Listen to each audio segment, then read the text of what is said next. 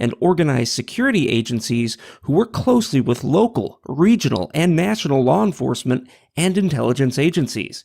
This covert harassment is 24/7, uses, among other harassment tactics, highly classified directed energy devices that target the central nervous system and cause neurophysiological disorders without leaving any signs of physical injury. It has totally upended my life, is slowly but surely deconstructing my body, and does not allow me to live or go to work anywhere. I have never been accused of or charged with anything whatsoever. Quite obviously, the state resources are being manipulated here for private interests. How can I get the state to stop subjecting me to 24/7, constant, horrifying, and humiliating terror? That's from Sanjay. Sanjay, how are you tonight? Hi, Stefan. I'm good. How are you? I'm good. Man, that is a terrifying experience, right? Yes, absolutely. All right. So let's go back to the beginning and tell me what happened. In the beginning, so I'll start with 2008, or actually 2007, when me and my ex-wife now were separated for about a year. And during that year of separation, she came in contact with this organization called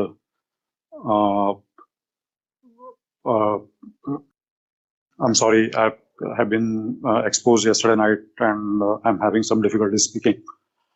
So speech impairment is one of the is also one of the effects of this harassment, which includes directed energy devices. So you were attacked or exposed to an energy weapon yesterday, and that's interfering with your fluency? Yes. Yeah, okay. I'm exposed to these directed energy devices every day. It's not just yesterday night or yesterday, every day, every single day. Right. And I'm in Los Angeles. So in 2007, me and my ex-wife were separated for a period of about 1 year. At that time, she came in contact with this women's shelter organization. Why was she in contact with the women's shelter? Because I had left the apartment in which we were staying, and my ex-wife, who at that time was my wife, she had just started working a couple of months ago. And so she could not figure out how she could live independently. But what was going on, Sanjay, what was going on in your marriage that your wife left without any place to go? No, she did not leave. I left the apartment in which we were staying together. Well, but did you leave and then stop paying any kind of rent or utilities? Yes. I did stop paying the rent because I was not living there. I had to rent another apartment to live. Did she have any kind of income? She did have an income. She had started working just a few months before we were separated. But she didn't have enough income to pay for the apartment, right? It's difficult to say. Probably she had just enough income to be able to pay for the apartment and her expenses. And what about your child? At that time, we didn't have a child. So our child was born in 2011. Oh, sorry. Okay, got it. So you moved out. Now, why did you move out? Because we were having arguments. We were not speaking much with each other. There was a lot of bitterness between the two of us. And what triggered my leaving the apartment was that one day, I called her multiple times at our apartment home phone, and she will not pick up. And then I was really scared that, why she's not picking up the phone. I mean, at least pick up the phone. And then when I went home, there was no explanation other than that I just didn't want to pick up the phone. So a couple of months after that, I moved out of the apartment. Well, then that kind of been the immediate incident. If it was a couple of months later you moved out. What happened between her not picking up the phone and you moving out? Not much, really. We were not speaking with each other. I was not spending too much time at home. If I was at the apartment. I was just looking at my laptop or watching TV, and we were not speaking too much. And there were obviously it's a long time ago, so I don't remember every single day in that period. But I am quite sure that there were arguments. If we were speaking, then we were speaking not on friendly terms or in even terms, but we were speaking in accusations and recriminations. And how long were you married? When did you get married? We got married in July 2003. 2008? Or 2003. 2003, okay. And how long did it take before things went badly? So about actually things have been up and down right after the marriage. So a couple of months after marriage, she went back to her mom's home. Actually, not her real mom, but her aunt, because her aunt is the one who had raised her after she was 5. So she moved out. She moved back with her aunt after a couple of months after you got married. And why did she do that? Well, yeah, that's also because it's quite a long time ago. But I think there were arguments, and there was not a feeling of happiness at that time, maybe, and I was also not happy. So and maybe because I was not happy, she was not happy also. So just was there any physical violence or aggression in the marriage? No. Why did you get married if you didn't get along? Well, I'm from India, and this marriage happened in India. So it was an arranged marriage. Arranged marriage in the sense that we were matched by what is known as matrimonials in India. So it's kind of like Sorry, I get it. You had arranged marriage. All right. Now, so did you live in America for some time? You went back to India to have an arranged marriage, and then you brought this arranged marriage back to America. Is that right? Yes. So not exactly, it was not exactly like that, but almost like that. So I worked in US for a few years. Then I went back to India. I started working in India. And that's when, a few months after I started working in India, I got married. And do you think that America is benefiting from you and your wife and your child living in America? Well, when I came to America after marriage. I came in 2005 May. So my objective was not to benefit America. My objective was to benefit myself and my family. Well, that's admirably honest. So you came here to get stuff from America, not to provide stuff to America. Obviously not. Yeah, because that's. I got to tell you, whatever raise you're being hit with, they're not dislodging your honesty, and I appreciate that. That's very frank. Okay. Well, actually, it's not that unusual because I'm a software engineer. No. Let's not back away from it. That's what was said, and. Okay, so why did you want to have a child with a woman you weren't getting along with? No, so it's not exactly like that. So we had some issues in marriage right after marriage, maybe a couple of months after marriage. And then we had intermittent issues once or twice again for the next couple of years. But then not next couple of years. So after marriage, we had issues for about, I would say, 3 to 6 months, maybe. And then we got settled, and I was happy with my job. I was traveling. I traveled to London in that period. I traveled to US for a few months, and I would travel, and my ex-wife would be in India, either staying with her mom, her foster mom, or either staying in our apartment in India. So you were working in the software field in America for some time, right? Yes. How long for? How long I have been working in software field in America? Yeah.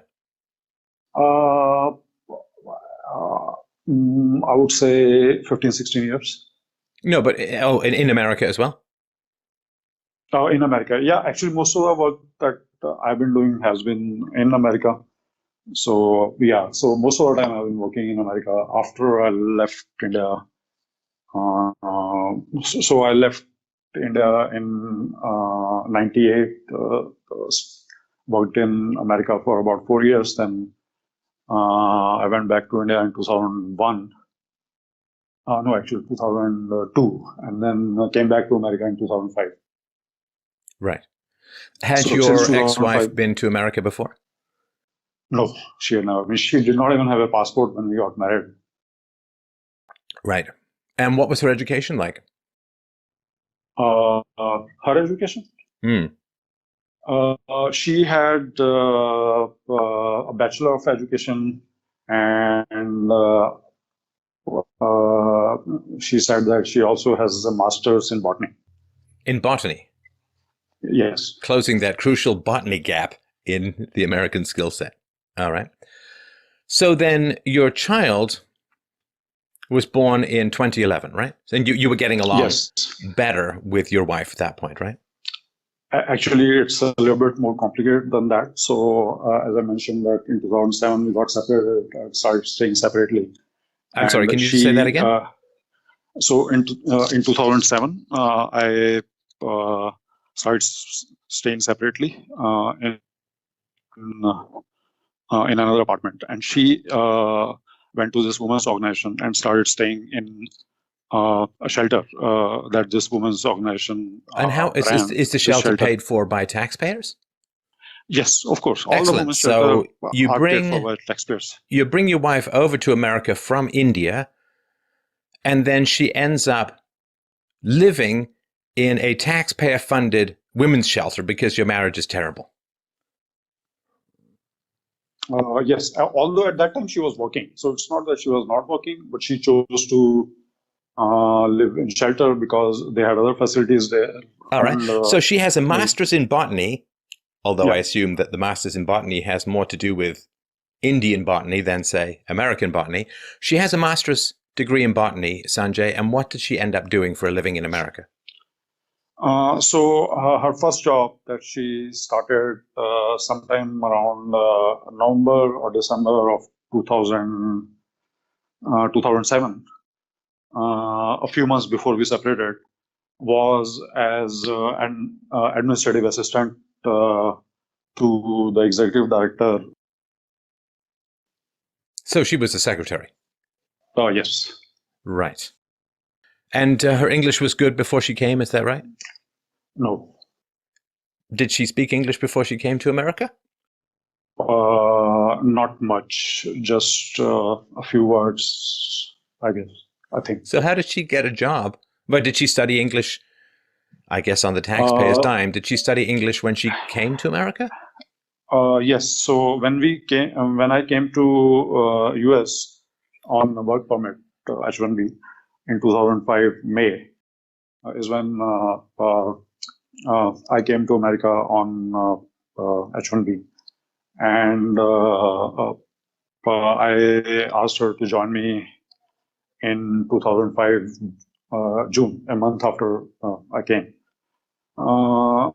So she was just being a housewife, and it was going all right. I mean, I was working, and I was happy with my work, and we were watching TV, we were speaking also. And we had rather decent home and family life, I would say. Although she had been pining for a child, so we did try for a child, and she had a miscarriage. So that was a major event. She had a miscarriage in 2006. And that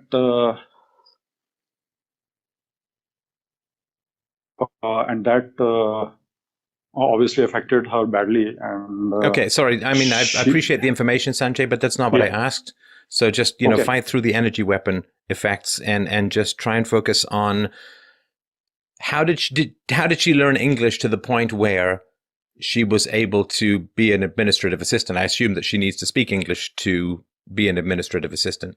So I encouraged her to enroll in community college because we were living in Los Angeles, and she did a few courses. And she did courses in English? Yes. Yes. Okay. And then she had, and was it an H-1B visa that you came across on? Yes. Right. So then she had a miscarriage, and was she covered under the healthcare that's provided by your work, or how did you guys pay for the healthcare? My employer had an health insurance plan, and I was a member of that plan.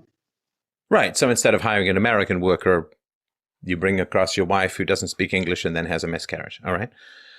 So then you did have the child in 2011, right? Yes. And how long after you had the child did your marriage break up? About 2 years. It started fraying on the edges. And then it was 2014, August, which is about 3 years and 3 months after our child was born, that she filed for divorce. And why did she file for divorce in particular? Well, I mean, divorce, it's very, I don't think that there's a single reason when person files for divorce. So was the case in our marriage. So, but the main reason why the relationship started fraying, and we had started having arguments around after our child was 2 years old, is because I and our child were very, very attached to each other, and we had a very, very strong bonding. We were always hanging out together. And my ex-wife just could not digest that Wait, your ex-wife didn't like the fact that you and your child had a strong bond? Yeah. Why? I don't know. You tell me. I mean, I can't tell you, man. I wasn't married to the woman. Right. Okay. I mean, so I'm sorry about that. My question was because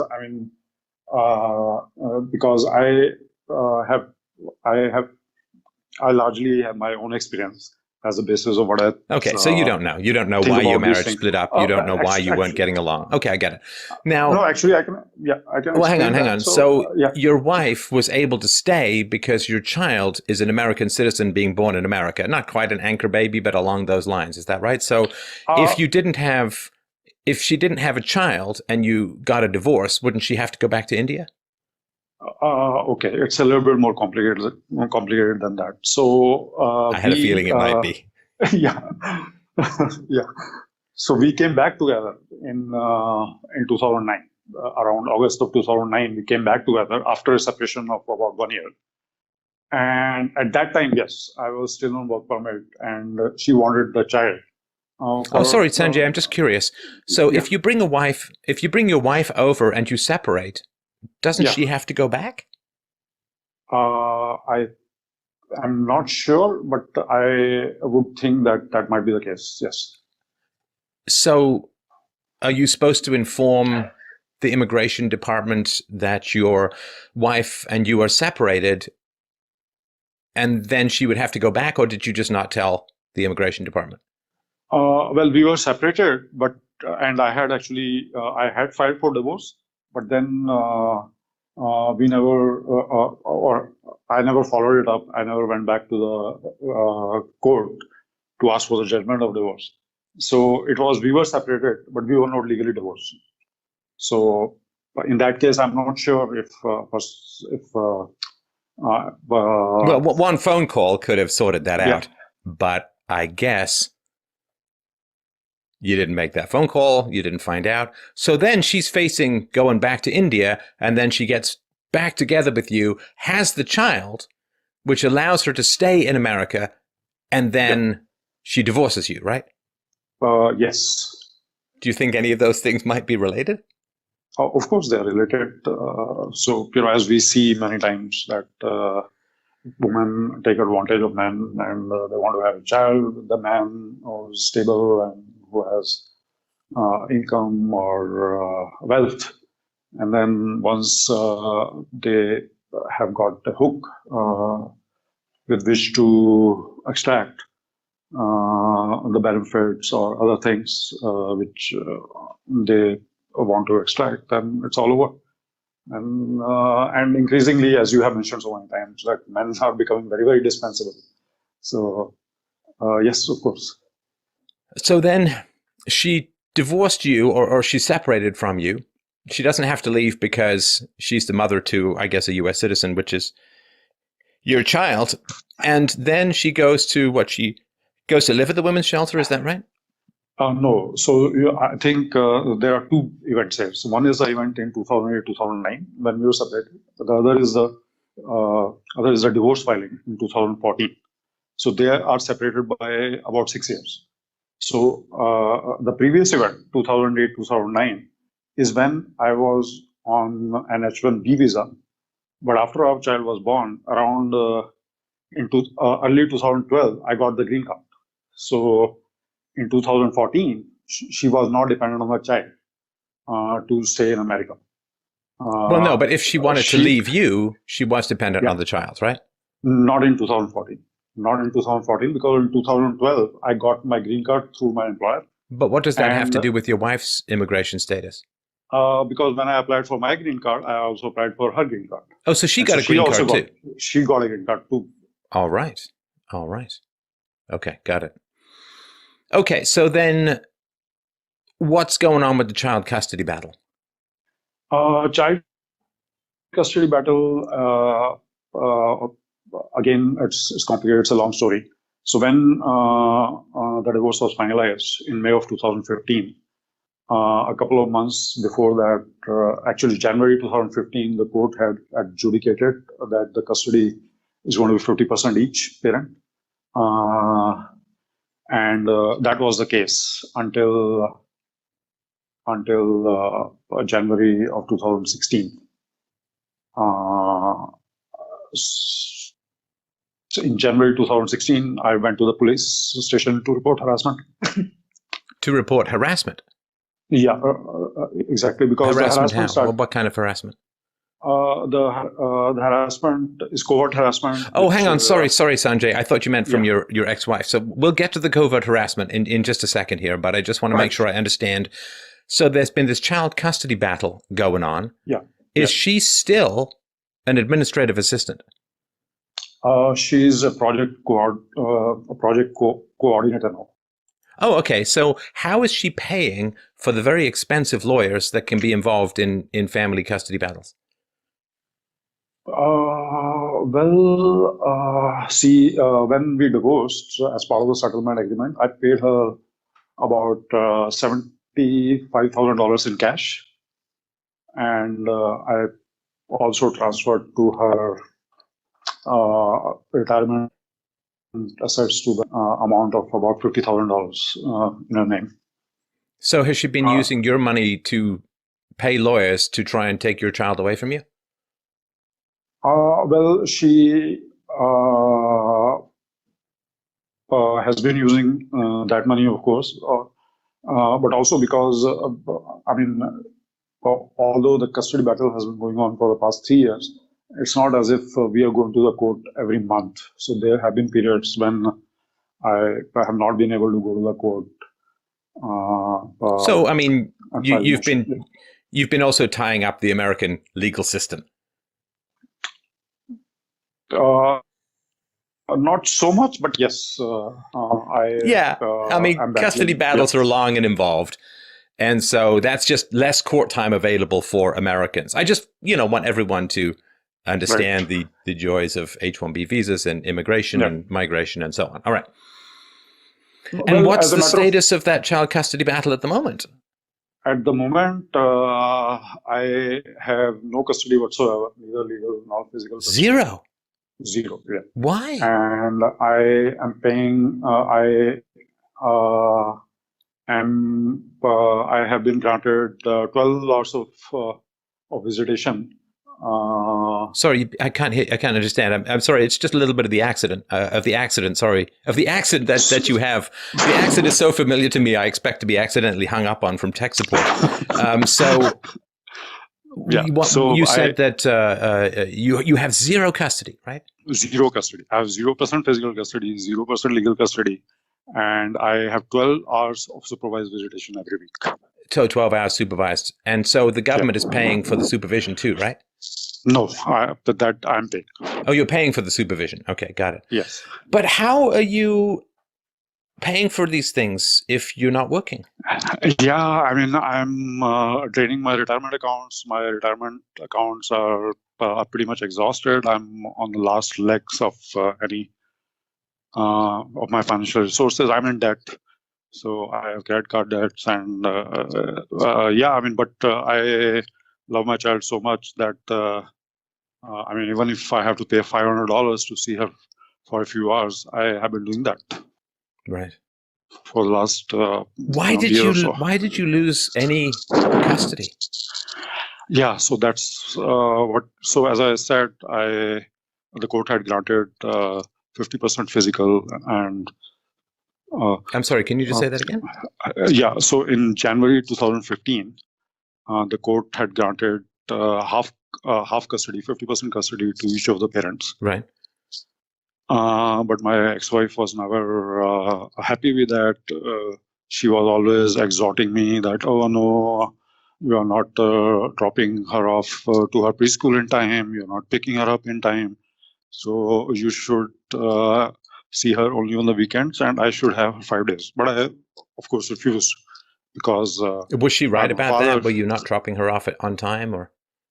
To a certain extent. So yes, when I would I would try to drop her off, then she would start playing games and start crying. No, I want to play a little bit more. I want to go to this. I want to get an ice cream first, then I'll go to preschool. Or I want to spend some time in the park, then I'll go to preschool. And who was paying for preschool?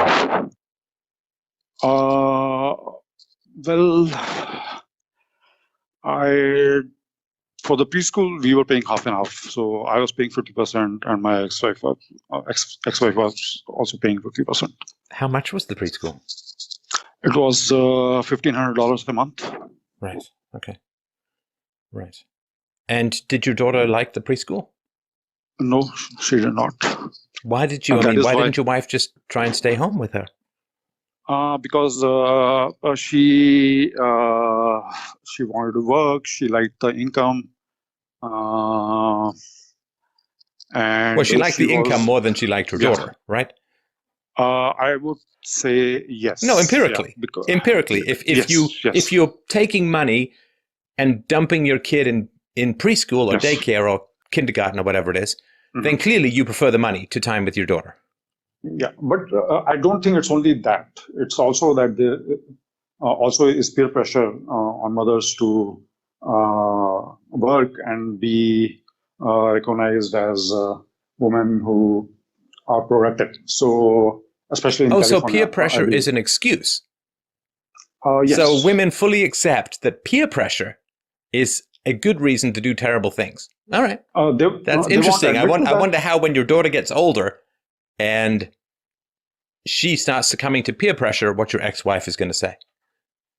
They won't admit to that because there are a bunch of other factors also, like, they want to be independent women, they want to be recognized for their work and stuff like that. All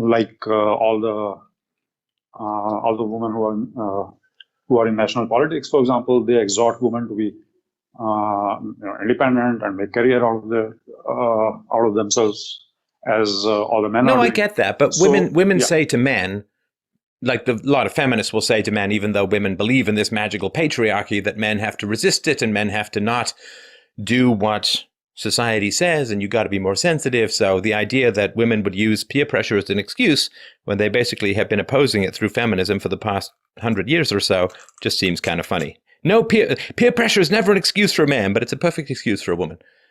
Peer pressure is never an excuse for conforming to an imaginary patriarchy, but it's always a perfect excuse for actually not spending time raising your own child. All right. Okay. So that's my little rant there. So Sanjay, when did you last work?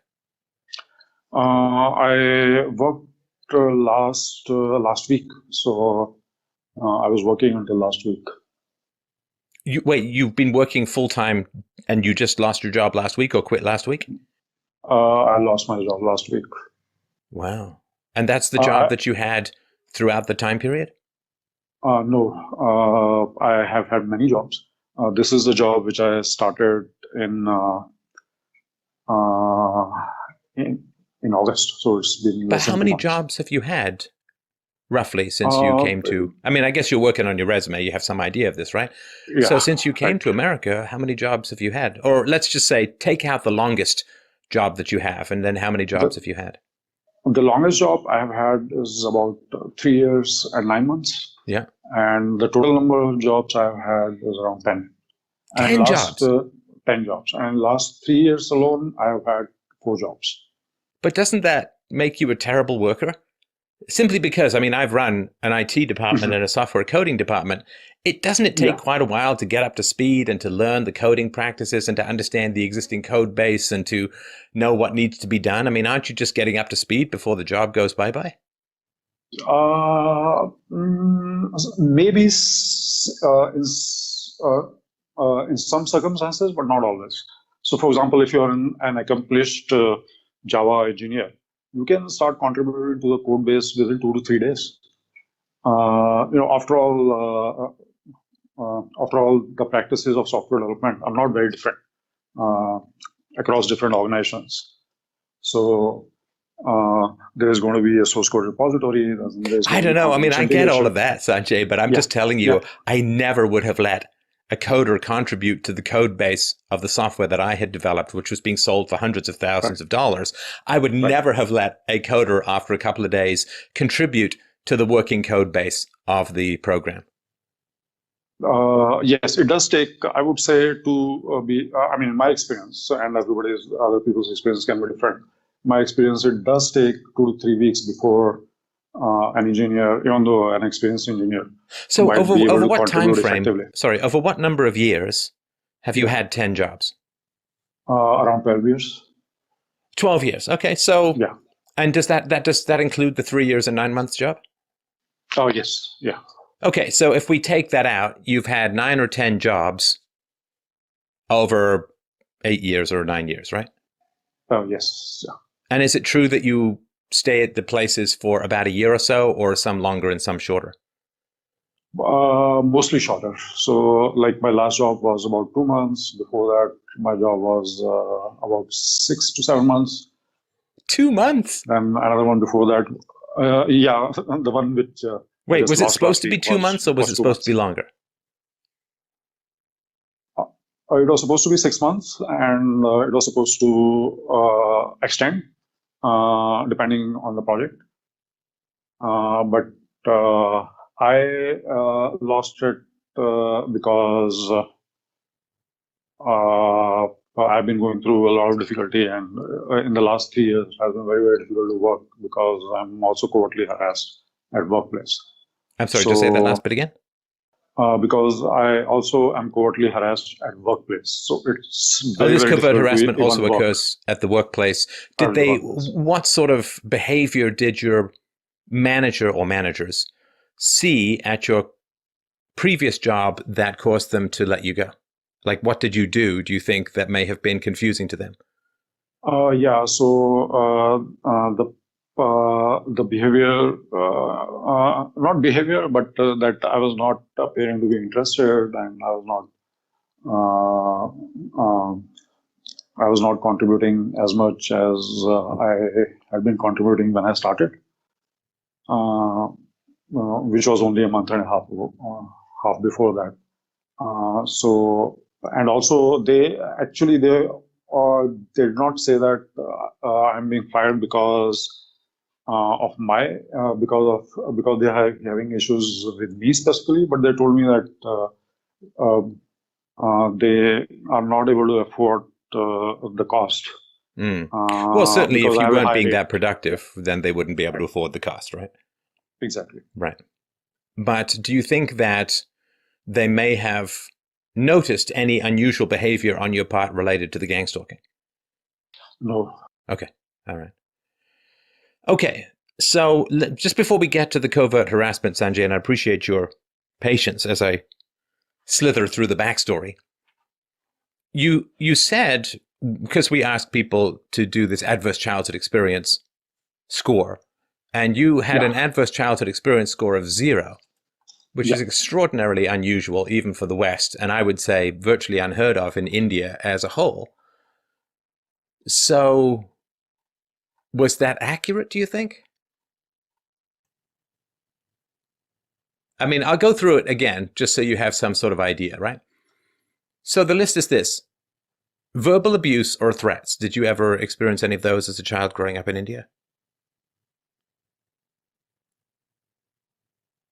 I lost you there. Did you ever experience as a child growing up in India any verbal abuse or threats? Maybe, but I would say very low degree. So did you experience growing up in India any physical abuse? Does not include spanking, like hitting or hitting with implements or anything like that? No. Really? Yeah. Extraordinarily unusual for India. All right. Did you have any experiences with molestation or sex or rape as a child? No, not at all. Did you ever experience a lack or no family love or support? Yes, in some period, especially when I was in my high school. Then I did have a cooling off period. Not cooling off period, but I had a tense period with my mom and my dad. And you had fear of your mom and dad? Not fear, but tense. I would say not fear, but tense relations. Tense relations. And why did you have tense relations, Sanjay?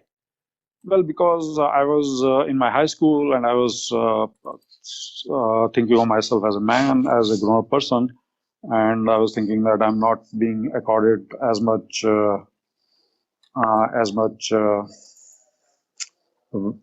value.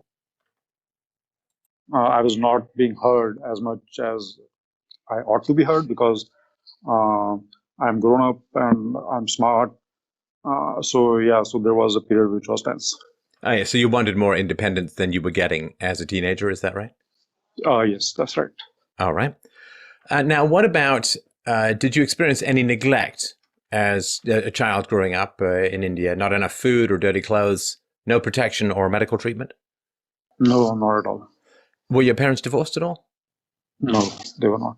Did you ever see physical abuse towards a female adult? Yes, that I think I've seen. Yes. So my dad, I think I remember that my dad might have scolded my mom and might, now, I don't want to go live on this, but he might have used his hands on my mom. Yes. You mean he might have hit her? Yes, he might have hit her. Wouldn't you remember that? No, because it might be that it was just maybe once or twice when I was very young, or maybe I heard that I watched it on TV. So I know, actually, I don't remember that distinctly that he hit her, but he might have, because they had arguments and they were angry with each other. Right. In particular, when I was growing up. In particular, when I was really young, like small, maybe 4, 6, or 8, something like that. Now, did you live with an alcoholic or drug user? No. Did you have a household member who was depressed or mentally ill or had a suicide attempt? No. And no household member in prison, I'm going to assume? No. Right. Now, what was the, were you raised religious, and what was the religion? Well, in India, the most popular religion is Hinduism, and my mom and dad are Hindus, and I'm also Hindu. but I've never practiced. I used to go to temples because everybody else did, and that's pretty much it. And so I was not raised as a practicing religious Hindu.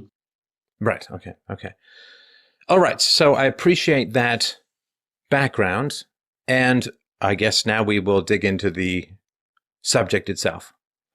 August 2015 is when you say that the covert harassment began. Now, what happened in August of 2015 that led you to this conclusion? Okay, so can I go back a little bit? And it's your story, Sanjay. However you want to tell it is fine with me. So August 2015, the covert harassment began, and it was not the first time that I experienced covert harassment. The first time that I experienced covert harassment was in August 2008. August 2008? A few months after I was staying by myself, and I had left the apartment. So after you kind of ditched your wife and moved out, you experienced this targeted harassment, this covert harassment. So this has been going on for more than 10 years. No, not really. So in 2009 of but what happened July, August 2008? Yeah, that's what I'm saying. So 2009 July, we decided to come back together and stay together again, and immediately the covert harassment stopped. And there was no harassment until August 2015. So August 2008 was the first time, and was it July 2009? Yes. You got back together, and the covert harassment stopped. So the covert harassment people don't like it when you're single. Is that right? Oh, that's right. No, I'm not trying to make fun of you. Like, I'm genuinely trying to understand the pattern here, right? Because you say it happened when you separated from your wife, but then when you got back together, then the covert harassment stopped, right? Yes. Right. And then it started up again, you say, in August 2015, right? Yes. Now, what was significant about August 2015? In the beginning, there was no significant difference from the way it started. But was there an event? Because you say August 2008 was when you separated from your wife. Because we got divorced in May 2015. Okay, so it started again because you were separated from your wife. Is that correct? Oh, I'm sorry, I missed you. So the covert harassment started again because you separated from your wife in 2015, right? Actually, I separated in 2014, so I left the apartment that we were staying in November 2014, and I got my own apartment. But there was something you gave me in 2015 that was part of the divorce process? May 2015, the divorce judgment was finalized. Okay. So May 2015, divorce finalized, right? Yeah. And then the harassment began in August. Oh, yes. Do you think that the covert harassment group might have been watching you from July of 2009 when you got back together with your wife until the spring or summer of 2015 when the divorce was finalized, and then they said, well, his divorce is finalized, so we're going to harass him again? Not at all. So in August 2009, the covert harassment stopped completely. And it stopped within a space of 1 to 2 days. That's when you got back together with your wife? Yeah, I got back together with her in July. And just in that period, I think July itself, it stopped. But they must, sorry, Sanjay, but if the harassment is related to you being separated from your wife, then there was no harassment from July 2009 until August 2015 because you were with your wife. Do you think that they were watching you, or they were looking for the divorce papers or something like that to start harassing you again? No, it's not like that. So the harassment at that time was because I was separated, and she was a client of this organization which runs a women's shelter. So harassment started at that time to, it could have multiple objectives to,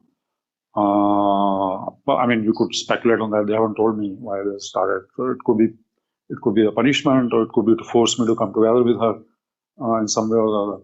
Oh, so the government is paying people to harass you so that you'll reconcile with your wife? Well, it's difficult to say government. So government, is government Trump, or is government you said, hang on. Is a complex Sanjay, thing, right? Sanjay, hang on. You said, which I have concluded is state-sponsored and state-funded.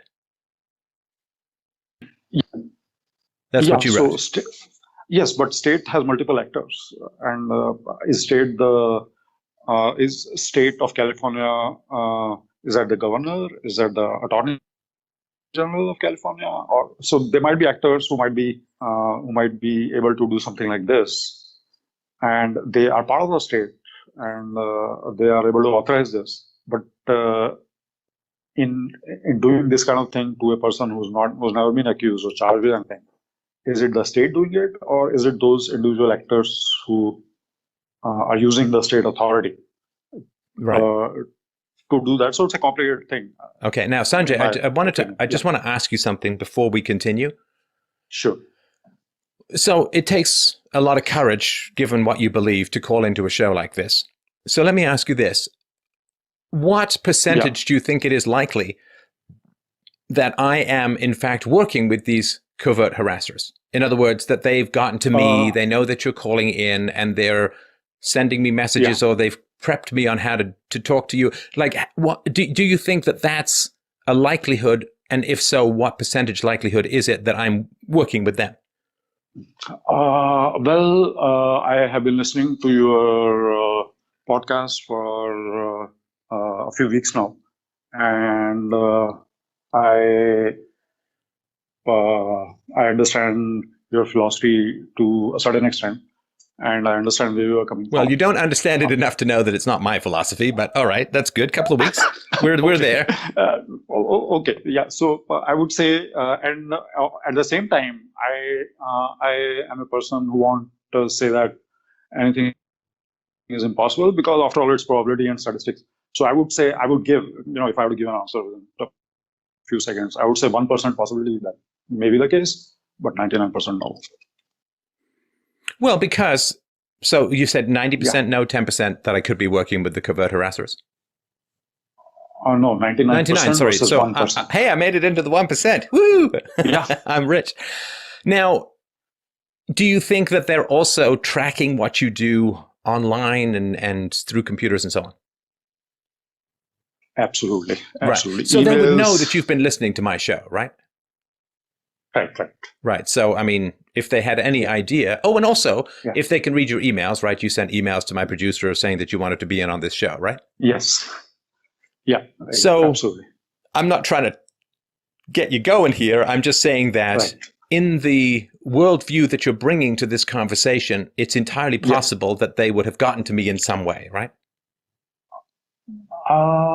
No, not really, because you are not an unknown person. You are not an unknown entity. You have followers. You are a YouTube personality, and some people will say that you are a YouTube celebrity as well. And I think you are actually. So why would they risk and? Because I might blow their cover. Like if they come to me with, "You've got to talk about this with Sanjay. We want you to say this." I might blow their cover. You're too big a person. They might approach like a person who runs a store, but they are not going to approach Trump to say that, can you do this? Right. No, because I just want to point this out, because there are people who genuinely believe that I'm part of some sinister, larger network, that I'm some sort of gatekeeper, that I answer to the Zionist overlords, or, something like. There are people who believe that I'm part of some, I don't know what. And I just want to say straight up to you and to everyone out there, I decide what I talk about. I am not part of any big conspiracy. I I don't take money to alter my opinions or perspectives. I don't have any bat signals. I don't get any secret coded messages using my Batman decoder ring. I don't get any messages inside my Weetabix. I just am straight up. Now, I also fully understand that if I was part of a conspiracy, that's exactly what I would say, but this is part of the no null hypothesis problem of this kind of mindset. I'm just saying, no one has contacted me, and I'm speaking to you straight man to man, just so you know. All right. Yes. So let's go back to August 2008. What happened that was out of the ordinary, Sanjay, that led you to believe that you may be targeted? Okay, absolutely. So I would go to the restroom and do my thing. I'll do the PP, and then like a number one, day, right? Yeah, number one. Yeah, I always get confused between number one, number two, but it's number one. Yes. So I'll go do the number one, and then I'll hear a loud knock or a tap under the either on the roof or under the toilet. And under the toilet? You mean on the floor under the toilet? Yeah. Boy, yes. That's a bad job, wouldn't you say? Yeah. You know, like, hey, welcome to the covert harassment unit, my friend. We need you to stay under the toilet just in case. We're going to bring him lots of water, don't get me wrong, but in case Sanjay has to go, we need you to stay under the toilet and knock. And they're like, can I get the roof thing? No, that's only after you've been here for a while. You've got to earn the roof. Before that, you're under the toilet. All right, so you get a loud knock under the toilet and so or like, on the roof, right? Maybe, yeah. Actually, I don't remember distinctly. So what I remember distinctly, it was definitely under the toilet. But in some other places, other locations, it might be on the roof also. Now, of course, the first time this happens, right, you say to yourself, well, you know, plumbing makes sounds and things can shift around in the roof and, you know, maybe there's a cat up there or, a big bird landed or so. For the first time, you're like, oh, that's right. You just kind of notice it, but you scooch on by, right? Exactly. Okay. Exactly. And then what happened? And then I go again after a couple of hours or next day, and then it happens again. And okay, even that's fine. So it happens. Sorry, what was that again? So it happens again. The next time you go to the restroom in a restaurant? Yeah. So I go to the restroom, I do the PP, and then it happens again.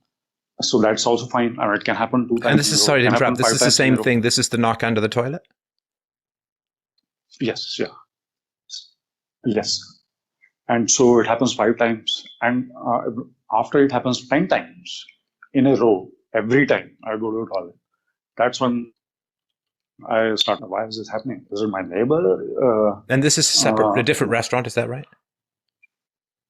No, not restaurant. This is my apartment. Oh, it's in your apartment. Okay, sorry. I got it. It never happens in restaurant. Never happens in restaurant. Happens. Yeah. So it's my apartment. So apartment I've been staying in for, say, 2 to 3 months at that time. Okay.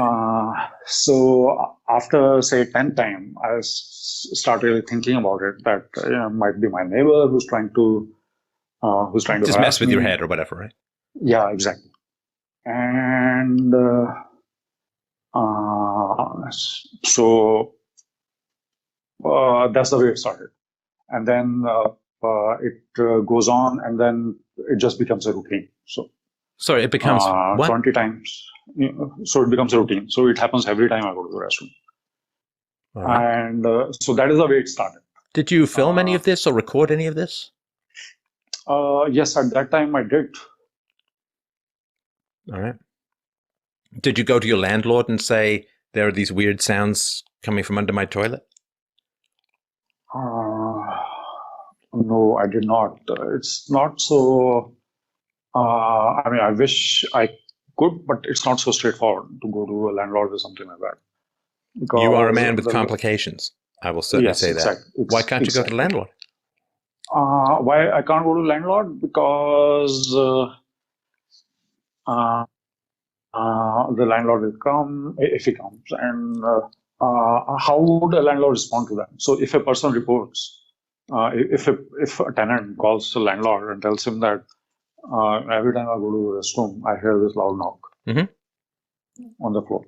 Well, you said you recorded it, right? So you'd play back the recording of you going to the washroom like 10 times in a row and this loud knock coming from under the toilet. I mean, if I were a landlord, I'd kind of like to know. So either I need to bring in an HVAC guy or a priest. Because you could play the recording, right? Yeah, probably I could, but at that time I did not think that I had a credible. I think in hindsight it was a mistake not to have done that. But see, I mean, it's recording something like this. It takes a little bit of thoughtfulness to do something like this. So well, you got a cell phone, right? I mean, just point and click, right? Yeah. Okay. Well, anyway, so you didn't record it and you didn't play it to the landlord. So did it continue for the length of time that you stayed in that apartment? Yes. And then other things started happening also. Like what? So this is all in the summer of 2008? Yes. Mm-hmm. Then other things were that I would wake up after sleep. First I could, and then when I would wake up, I would be extremely woozy and my eyes would be tired, although I have had a few hours of sleep. And my head would be heavy. And I was just feeling like I'm in the fall. I mean, that's the term that I'm using for the first time, but I would feel like I'm disoriented, I am nauseous, and I'm not feeling normal. So it's kind of like if you have a high fever, then you know that your body is not feeling normal, and in fever you can measure the temperature, but in this particular in the experience that I had, I did not have a temperature, but I was feeling nauseous and disoriented, and my eyelids were heavy, and I felt like I was not able to keep my eyes. I felt like I had not slept at all while I had been unconscious for several hours. So you'd wake up in the middle of the night and feel tired and woozy? Sometimes in the middle of the night, but even when I woke up in the morning, then my head would be heavy. I'll be feeling tired and woozy, yes. Well, you were going through a lot of stress at this point in your life, right? Not necessarily. So actually, yes, come on, Sanjay, necessarily. You just broke up with your wife, right? Are you telling me that's not stressful? Not really. If the relationship is not going well, it's abusive, and you are going through a lot of stress because of that. Actually, it is a relief. Once you have broken up, it is a relief. And I felt that. Wait, how was the sorry, I may have missed this because I thought you just didn't get along. How was the relationship abusive? Yeah. Well, it was bad. I mean, we were not speaking. We were, if we were speaking at all, it was always. But that's stressful, right? Exactly. So that was stressful when I was with her. But as soon as I moved out, it just ended. That stress. So you were going through stress. It's just, okay. So it's possible, of course it's possible. This doesn't explain the loud knock from under the toilet, but it's possible that you weren't sleeping that well because you were stressed. Mm-hmm. Okay. So did you go and see a doctor?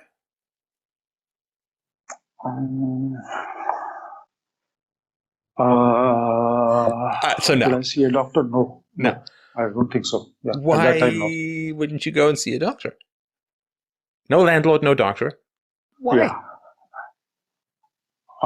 You got to check your hormones. You got to check your blood work. You got to, it could be any number of things. Iron deficiency. I don't know. I'm not a doctor, maybe but because I had guessed that I had guesstimated that doctor will not be able to do anything about this. And that's what actually happened when in 2015 I did go to emergency. No, but sorry, why? Yeah. Look, if it's a natural cause, right? Like if you have some problem with your blood or your hormones or whatever, then the doctor can try and help you with that. If you've been poisoned, then the doctor can say, hey, man, you've been poisoned, and then you have proof to bring to the police or something like that. So I'm trying to understand why no doctor in this situation. Actually, I did explain. I take it back. So I did go because I was working at that time and I had health insurance. So I did visit my doctor. Oh, you did go to the doctor? 2-3 times during that period. Yes. Yeah. I mean, it was not specifically to... Wait. How are we going from you didn't see the doctor to you did see the doctor? Because it sounds to me, Sanjay, I'm going to be perfectly honest with you. It sounds to me like you said no doctor, and then I pointed out why it would be good, and you're like, oh, wait, no, I did see a doctor. So I'm having trouble trusting this part of the conversation, to be very frank. Yeah. Allow me to explain. So when you said that, did you see a doctor about this? So my thought was that, did I see a doctor specifically about this, about what I was going through? And the answer to that is no, not about that specifically. But did I see a doctor at all? Yes, I did. So because I had a doctor at that time, and I did go to him for the routine examination. I did explain to him my symptoms, also what I was going through. You told him about the waking up, feeling tired in the middle of the night, which is okay. Well, it's not only waking up in the middle of the night, but after waking up, the kind of experience that I had with my eyes being woozy, and my head being good. And what did your doctor? Did he take blood, or she take blood? My doctor, yes, so blood and urine and the other things that they do, and he did not find anything. So your blood work was normal, your urine was normal, and so on, right? Yeah, and I want to add to that when you say that he might have checked for poison, no, they don't check for poison. So checking for poison is a very, very specialized area, and any toxicology analysis has to be specifically ordered with specific elements that need to be checked for. Okay. Now, was it your theory, Sanjay, that you were being poisoned in some way? Or was this one of the energy weapons? Well, at that time, I was not so sure. So I was trying to figure it out. So I was just experiencing this. But I didn't know what was exactly causing this. And I had very little to go... I had very little to use to come to a conclusion of what is the cause. And even today, I'm not at 100% conclusion that what is this. So it is directed energy weapons, directed energy devices, which I know that exist, are classified. So you think it's possible, you think it's possible that in August of 2008, you were being hit through the walls of your apartment with some sort of energy weapon that might have had you wake up in the middle of the night feeling woozy? Now I am certain that was the case. Oh, you're certain that was the case. And how did you achieve certainty in this situation? Because of my experience in the last 3 years. Last 3 years. Okay. Yeah. So hang on, sorry. We got the knocking, we got the wooziness. Were there any other symptoms of this harassment during the year between summer 2008 and summer 2009 when you got back together with your wife? Yes. What else?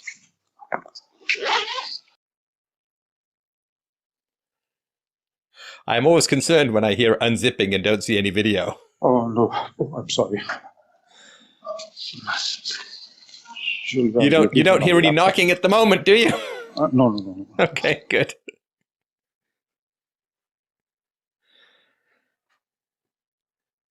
Do you remember the question? Because we're trying to have a chat here. Yes. Are you still with me?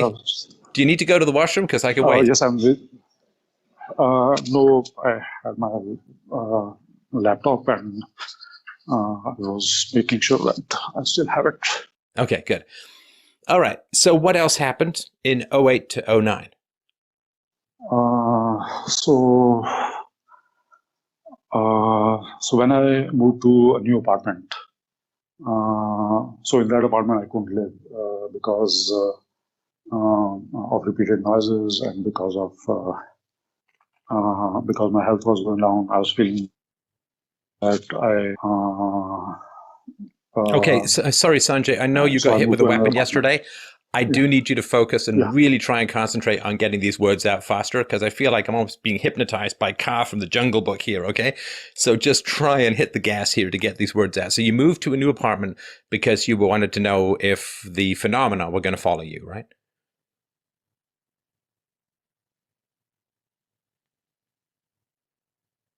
Hello? Yeah, hello. So I think the other thing was tracking and surveillance. I'm sorry, I'm lost. I'm not sure what you're saying at the moment.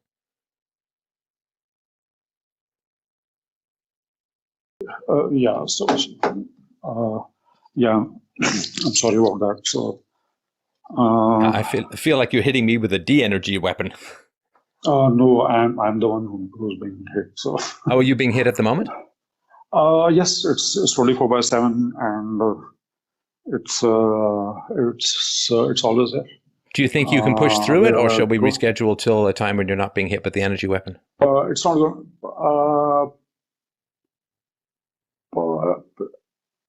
No, I mean. This harassment is 24/7, so... Oh, 24/7, so it doesn't matter. Okay, yeah, so I just need you to, I don't know if you can put something like a colander or something around your head to block. Is there anything that can block the energy weapon?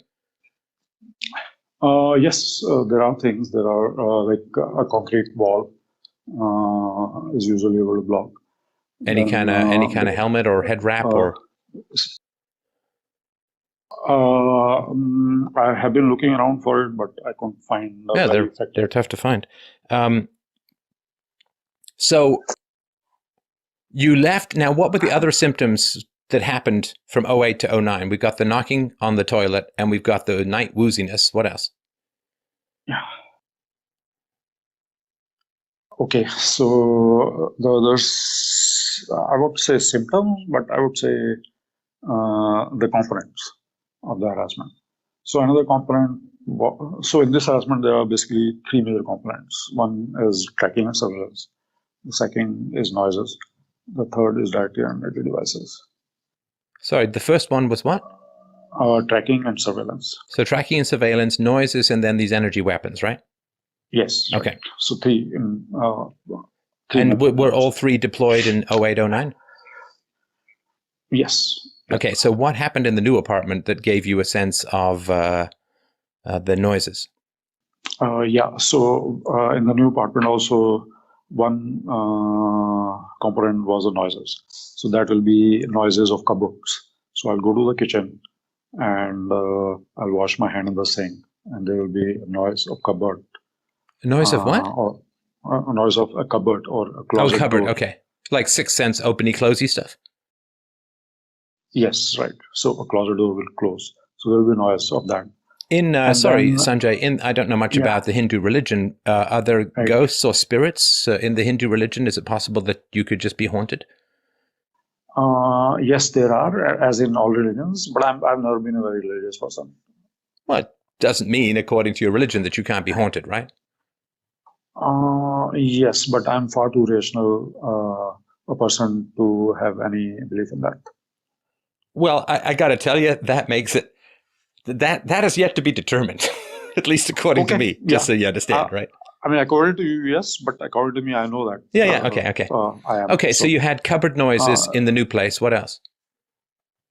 So cupboard noises, but not cupboard noises, just random cupboard noises. So cupboard noise, a door of a cupboard or closet closing when I am washing my hand in the sink.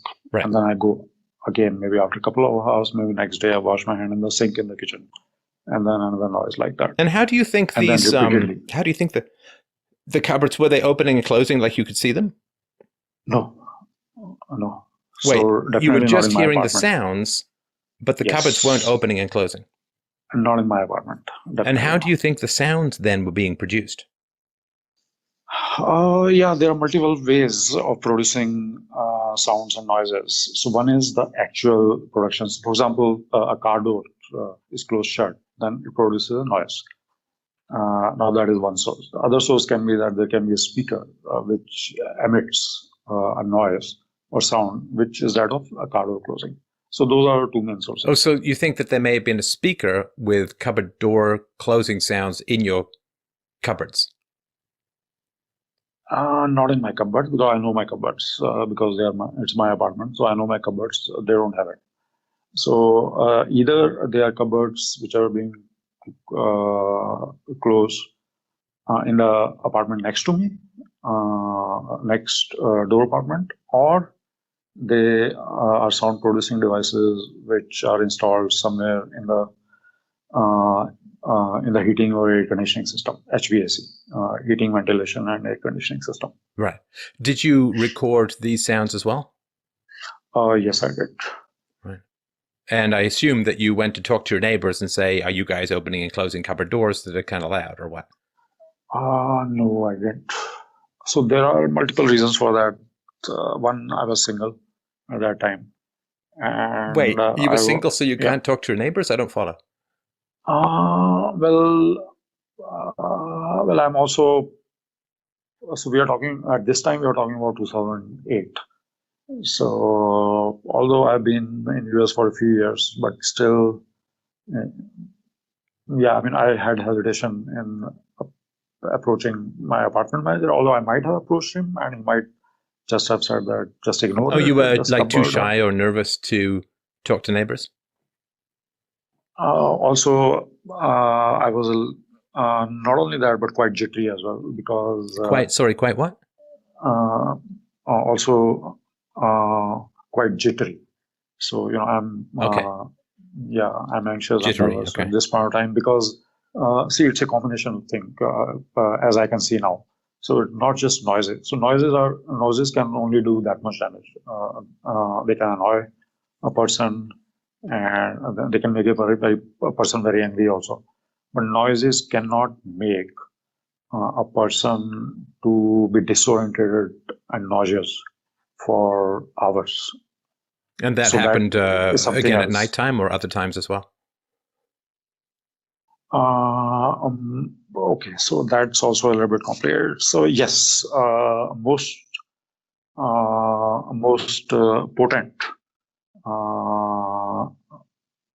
damage is at night time, because you're sleeping, or I'm sleeping, or I'm unconscious, and that's when I'm not conscious of what's hitting my body. So, but it's invisible either way, right? And if it goes through walls, it doesn't matter whether you're awake or asleep in terms of the weapon hitting you, right? But if I'm awake and say an electromagnetic pulse or a series of electromagnetic pulses hit me, and my heart rate goes up immediately, I can immediately sense that it happened, and I can move. And so the effectiveness of that over so it cannot be done for a long period of time. Now, you can also, I'm sure you've thought of this, right, Sanjay, but you can get equipment to measure electromagnets, right? Like to see them to see if there's magnetism or electromagnetism in the environment. Well, I don't know if you just throw marbles, like metal marbles up in the air and see if they stick to the wall or something, but there's ways to test for this, right? Right. And what did you try for that? There are ways, but they are not very effective, Stefan. So it's, if it's electromagnetism, it's electromagnetism, right? There's not some special kind of hidden other dimensional Hogwarts electromagnetism, right?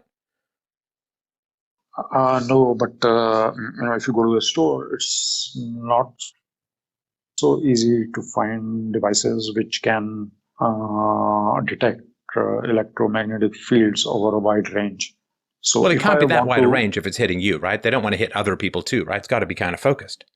No, in the range, when I'm saying range, I am saying the range of wavelength. So electromagnetic fields is energy, and energy has wavelength and intensity. So the wavelength, everything in this world is energy: the sunlight, the light, the sound. So the wavelength over which these energies can be distributed is so large. It starts from 0 hertz to 100 gigahertz. But it would have to be in a frequency that would affect your body, right?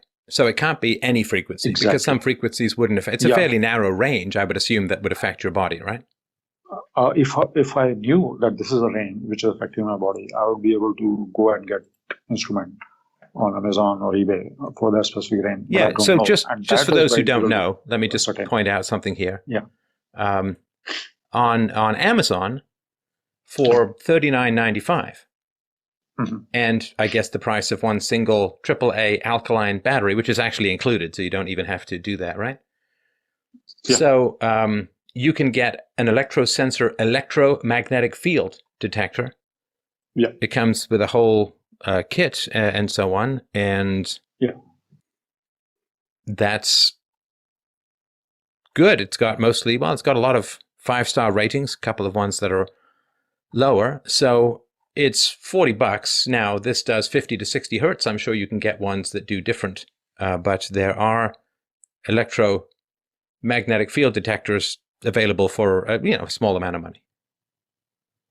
So I'll try to explore that, and I'm an engineer also, so I can also do that kind of research. Although it's a little bit difficult for me because I am always on my toes because of 24/7 covert harassment. But if you want to really figure out what type of energy field is being used to do this, you have to have a room full of instruments in order to do it. Well, you don't know that because you haven't even tried one, right? No, actually, I have. So I have. I think I might have the instrument that you have looked up on Amazon. And wait, hang on. Now we have round 2 of me asking you a question and getting different answers. Yeah. Right. The first one was, did you see a doctor? And then you said, I didn't. And then I did. Yeah. And then I say, did you try electromagnetic detection? And you said no. And then you say, well, yes, right?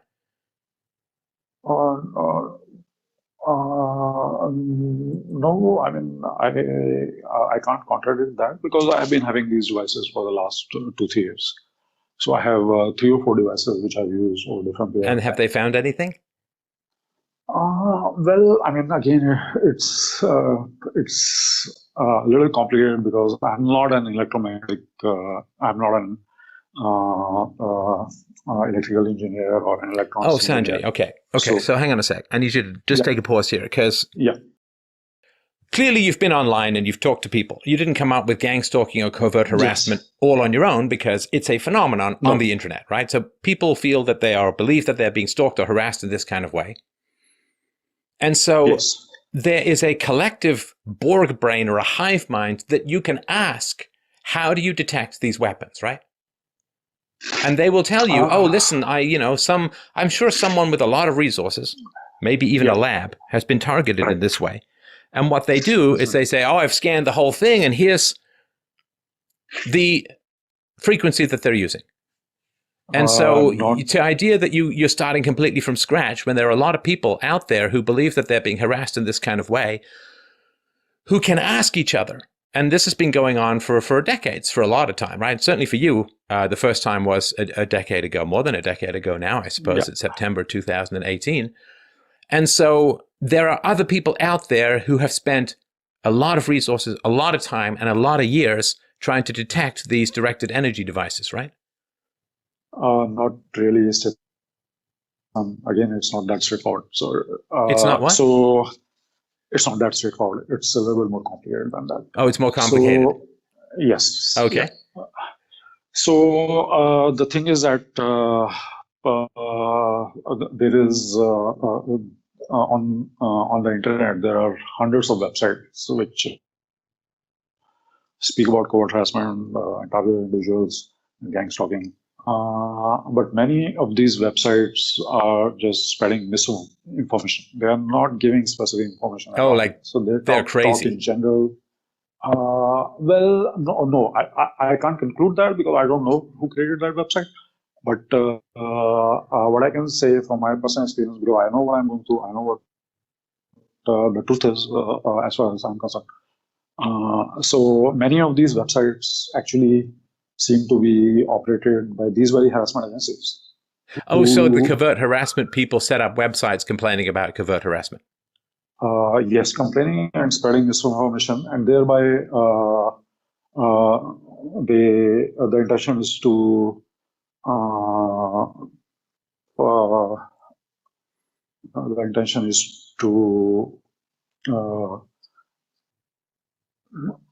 not degrade, but denigrate the individuals who are complaining about this. It's kind of like the flat earth people say that there's flat earth misinfo, disinfo people, and so on, right? Yeah, exactly. So hang on. So how do you know the difference between genuine covert harassment websites and disinformation covert harassment websites? Well, because okay, so there are a few things that a person who is not being covertly harassed can use.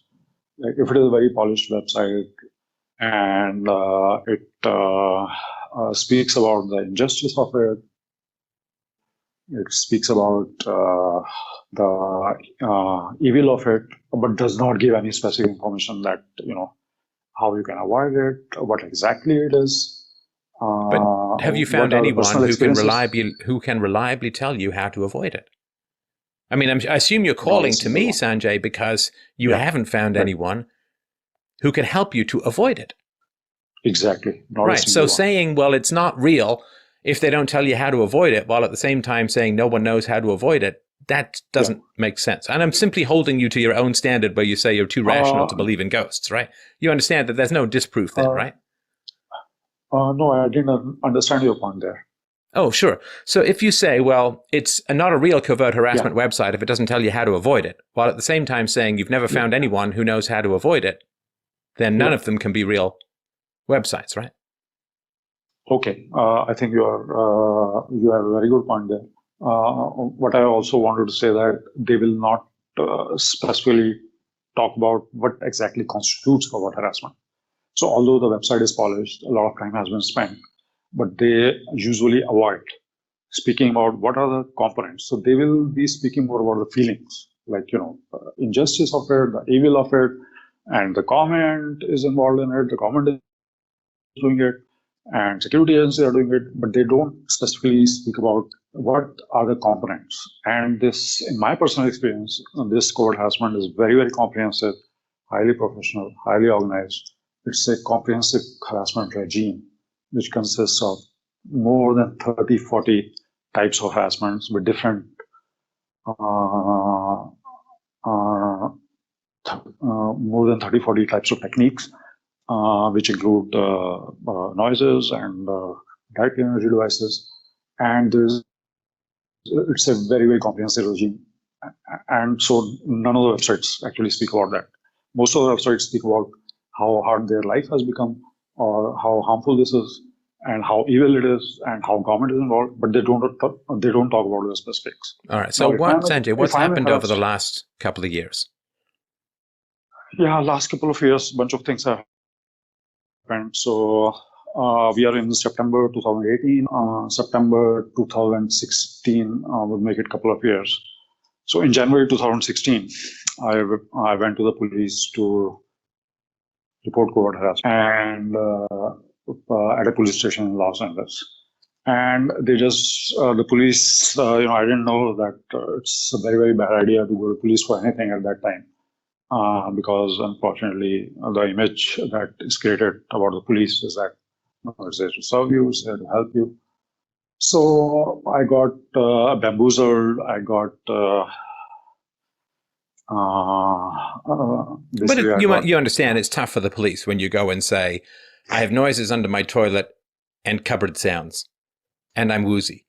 There's not much for the police to do there, right? I mean, if you, with all of your expertise, intelligence, internet access, and community, can't detect anything, I'm not sure how the two-finger cop typist Flatfoot is going to be able to rip the veil off this conspiracy, right? Exactly, and that's what I thought. And that's why I went to the police. I was not expecting much, so I just went to the police, just hoping that I would, I would put a little bit of a kink in the efforts that these harassment agencies were putting. So I was not expecting much. But what happened at the police station was horrifying. So the police officer was on duty at the desk. He told me that hang around, we'll have person come over and they will take care of your problem. And then there was a lady who called herself Sandy. She came an hour or two later, and she asked me a few questions, which I answered honestly. That yes, I'm being harassed. The components of harassment are noises in my apartment, and I suspect that there are electromagnetic fields or some energy waves which are being used to make me woozy, which are not allowing me to go to work and wait, hang on, sorry, Sanjay. Yeah, you told the police investigator, this woman, you told the police investigator about invisible energy weapons that were making you woozy. Well, I don't know whether she was an investigator, but yes. Okay, that's not the important part. Yeah. I mean, you understand that to outsiders, it sounds nuts, right? Yeah. You understand that? Yes, it does. Yes, it does. So, why wouldn't you just, exactly. Why wouldn't you just start with the stuff that can be easily measured, like sounds, right? Because the moment you start talking about energy weapons, what does the police person do, right? Actually, that's what I thought. I mean, the police will say, "Oh, we don't believe you. Just go back home," or something like that. But what that lady did? Wait, go back home. Oh, I see what you mean. Sorry, go ahead. Go back home. Yeah, just go back home. But what that lady did is that she had a mental filter going on. So anything that I actually went to the police station from my work in lunch hour. I drove to the police station in lunch hour, and so that lady had a mental filter going on, and she decided that I was reporting hearing voices while I never said voices. I'm sorry, you were reporting what? And sounds. So I was saying that that lady decided that I reported hearing voices. I reported hearing voices. No, that's not true. It was other sounds, not voices. Yeah, exactly. So she had a mental filter going on, and she twisted whatever I told her. But I mean, sorry, Sanjay, honestly, I'm just trying to understand, right? Yeah. So you won't talk to your landlord, you won't talk to your neighbors, you won't talk to your doctor about what's going on, but you'll tell the police about energy weapons. Like, I don't understand. Why would you, the people to say, I'm hearing or I'm being subjected to energy weapons, the police by far have the most authority over you. So I can't understand why you wouldn't go to the doctor, you wouldn't go to the neighbors, you wouldn't go to the landlord, but you'll tell the police about energy weapons. Actually, I will restate that. So my intention to go to the police was to check if they have heard and if any of the fathers have reported harassment like this. Wait, is the story changing again? No, it's not changing. It is, because you said you went to complain about being harassed. And now you're saying you went to check and see if other people had been harassed.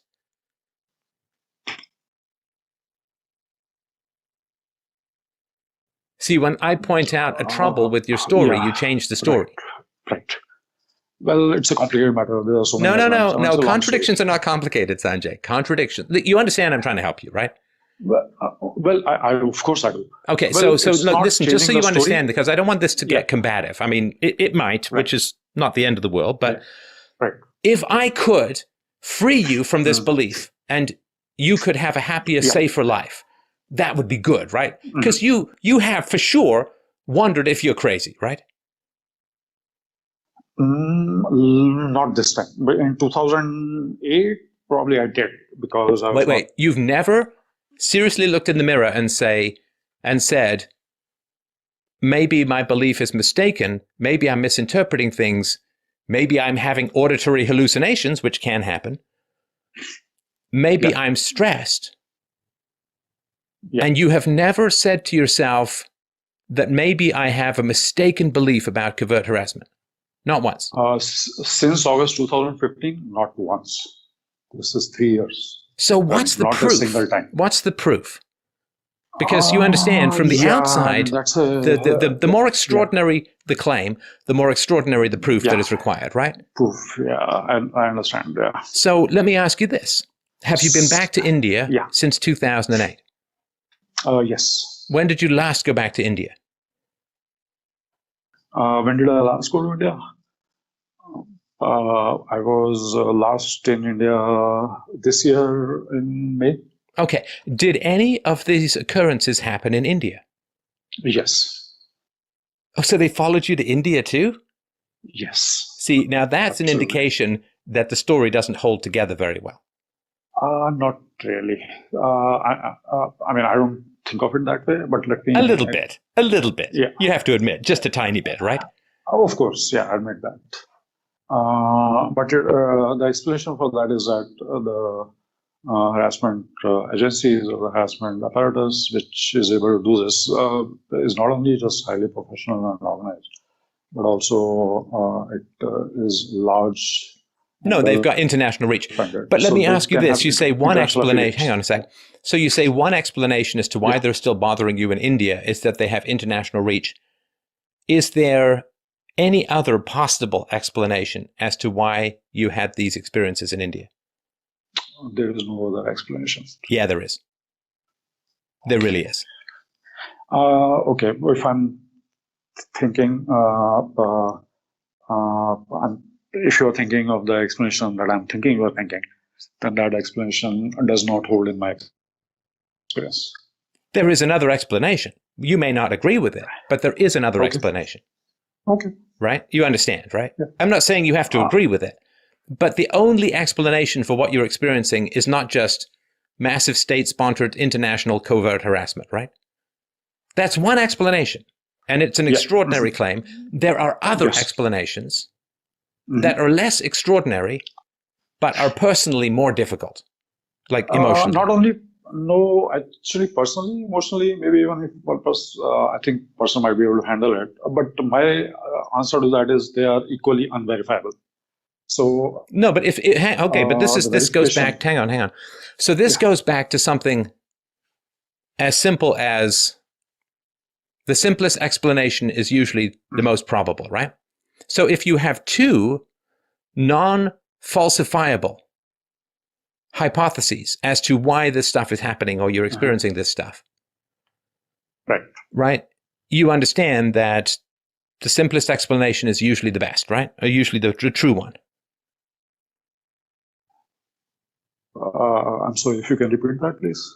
So if you have two competing explanations for a particular phenomenon, then the simplest explanation is usually the correct one, right? Not necessarily. So take the I said usually. You have to listen. No. I didn't say always, right? So when I say usually and you say not necessarily, we're kind of saying the same thing. It's just that I know you're not listening. Well, I can't say yes to that because I haven't really thought about it in that way. So if I take a simple example like rain, I mean, the simplest explanation is that there's God. And then sorry, the simplest explanation is what? That's simple. Simplest explanation of rain is that there's God.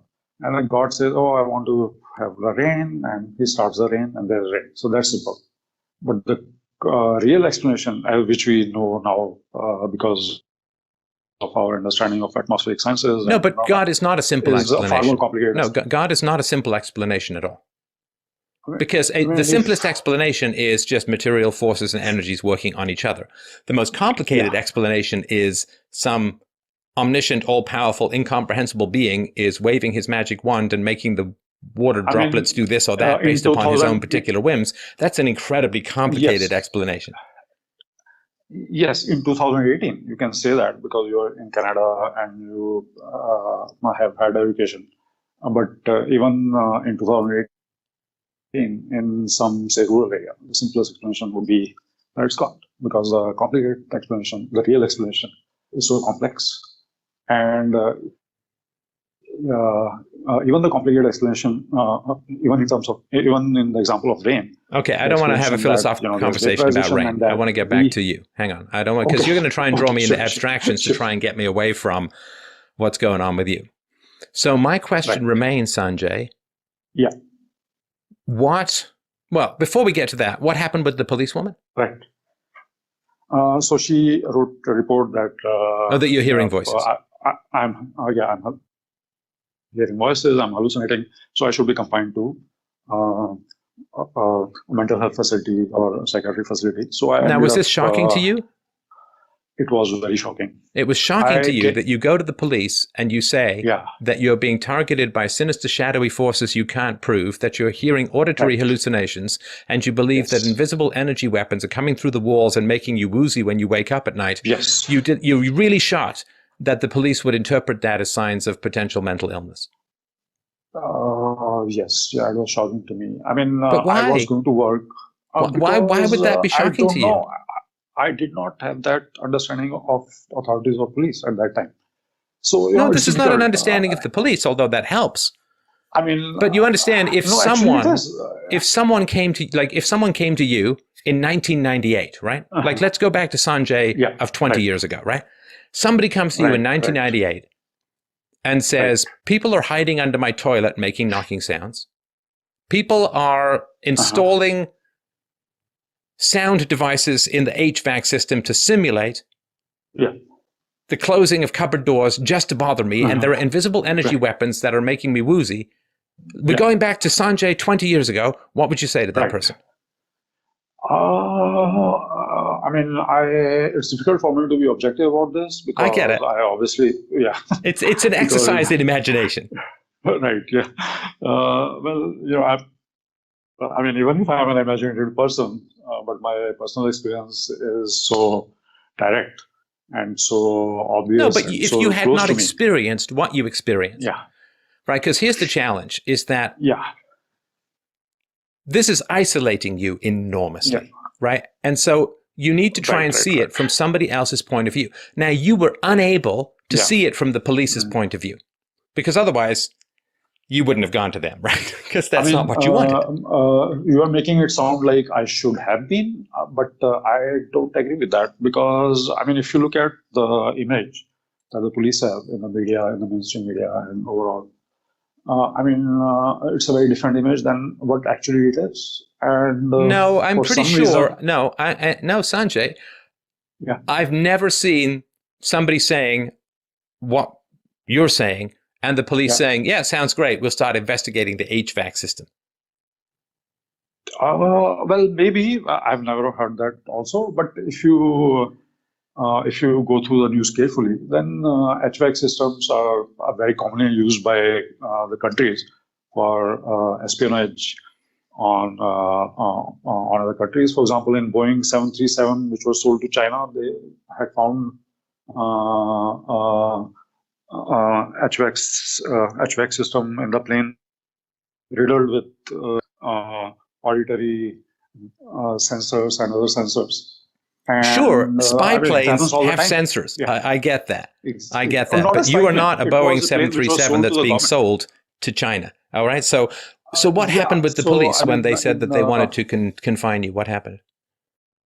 So I was confined to a psychiatric facility. I spent a week there. And as soon as I came out, the very next day, my ex-wife sent me an email that I want to do an agreement with you. She wants to do an argument, did you say? No, an agreement. So I told her that I am out of the hospital now. And at that time, I had 50% custody, both legal and physical. So I want to see my daughter. So before I had gone to the hospital. Okay, sorry. Hold on a sec. Sorry about this. I just want to make sure I follow. Okay. So you go to the police, you tell them this, and they commit you, right? Yes, right. Now, did anything occur in the psychiatric facility of this nature? Did anything occur in the psychiatric facility? Yes. No, nothing. Why? When I was there, they were giving medication. Wait a minute. No, I'm sorry. You went on medication and the sound stopped. No. Oh, okay. You're asking if I was harassed. No, I was not harassed in the psychiatric facility.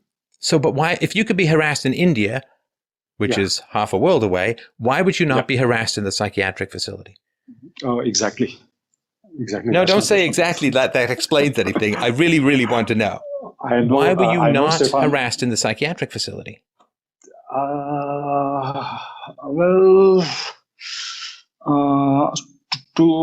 Before answering that, you don't have an answer. I don't want you to make up an answer in the moment because that's insulting to us both.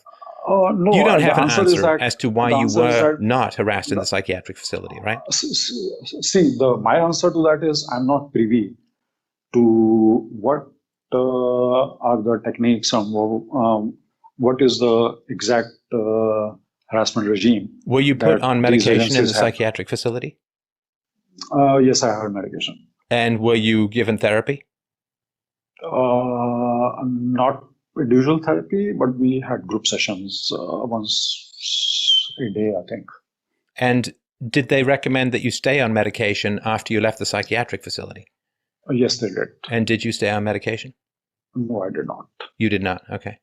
No. And how long after you stopped taking, and what did they put you on? Was it I'm not even going to guess, but what was it that they put you on? Do you know? I think I remember it was some kind of antipsychotic medication. Right. Antipsychosis, yeah. Now, my understanding, and please understand, I'm no psychiatrist and no doctor, but my understanding is that psychosis can come with auditory hallucinations, right? Well, pretty much any psychiatric illness can come with auditory hallucinations. Now, so these are other explanations. There is actually no psychiatric illness which I know of which cannot come with auditory hallucinations. Which cannot. So that's how the psychiatry is.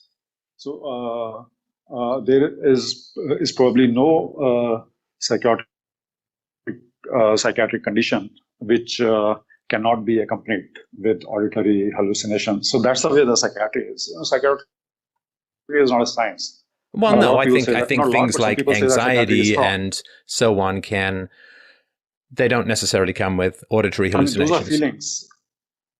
Those are feelings, but auditory hallucinations, there's major depressive disorder. There's social anxiety disorder. There are lots of disorders that don't come, to my knowledge, with auditory hallucinations. But they can be accompanied by them, and same is the case in psychosis. Psychosis does not necessarily have to have auditory hallucinations. No, I understand that. It can be accompanied. But it can come with auditory hallucinations, right? And I was saying that any psychiatric condition can be accompanied with auditory hallucinations. Okay. Do you want to go through this debate again? Because you're not listening. Okay. Do you recognize that something like a major depressive disorder is considered to be a psychiatric condition? Do I recognize that a major depressive disorder is considered to be a psychiatric condition? Yes. Okay. Does a major depressive disorder come with auditory hallucinations? It can be accompanied with auditory hallucinations. Okay, I will look that up. Yes. You could absolutely be right. Let's see here. Well, the thing about psychiatric... Hang on. Let me just have a look here. Sure.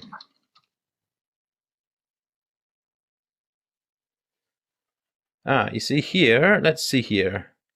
This is just wiki, so this is not anything technical, but a person having major depressive episode usually exhibits a very low mood which pervades all aspects of life and an inability to experience pleasure in activities that were formerly enjoyed. Depressed people may be preoccupied with or ruminate over thoughts and feelings of worthlessness, inappropriate guilt or regret, helplessness, hopelessness, and self-hatred. In severe cases, depressed people may have symptoms of psychosis. These symptoms include delusions or, less commonly, hallucinations, usually unpleasant. So the psychosis has to be layered in, as far as I understand it, to the depression in order for there to be hallucinations. Well, the thing about psychiatry, and I don't know what your stand is on psychiatry, but some people believe that psychiatry is a total fraud. It's not even a science. It's not even a medical science. And listen, I'm not endorsing any of this. I'm just saying that technically you can have mental illnesses or mental disorders which do not include hallucinations, typically. Yes, but if psychiatry cannot be used effectively to define people's conditions because it is based on fake research or pseudoscience. Okay, so what you're saying, Sanjay, is hang on. So what you're saying is that you're very skeptical of psychiatry, but not of covert energy weapons.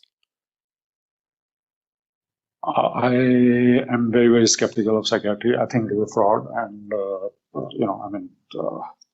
a few people, not too many people, but many people online MDs and people who have practiced medicine and psychiatry. Oh yeah, no, I've got a whole presentation called "There's No Such Thing as Mental Illness." Yeah. So hang on. So let's get back to the proof aspect of things, right? So you're certain of this to the point where you've never really thought of, at least not for 10 years or so, you've never really thought that you may be misinterpreting things, that there may not be a covert group of people spending millions of dollars a year to harass you with knocks and noises and invisible energy weapons, right? So what is it that gives you this level of certainty about this? Because if you're wrong, that's terrible, right? If you're wrong about this, if there isn't a big covert group of people spending millions of dollars to harass you with energy weapons and knocking noises, then that would be a terrible thing because it would ruin your life. And it would never be solved because the problem then is inside your head rather than out there in the world. So if you're wrong about this, you're destroying your life completely and you're destroying your relationship with your child. You're precluding any possibility of getting back together with your wife. You're destroying your career. You're destroying your health. You're destroying your peace of mind. You're destroying your capacity for intimacy and friendship and love and connection and community and you name it. So if you're wrong, it is a wanton act of self-destruction. So you have to, knowing what the cost is, and you phoned in or you wrote in because you know the cost of this, Sanjay, right? So given the cost, you would have to have a very high standard of proof because the cost is unbearable, right? This is an unbearable existence to live, which you have, right? So tell me how you got to the certainty that holds this up. So one proof that I have, which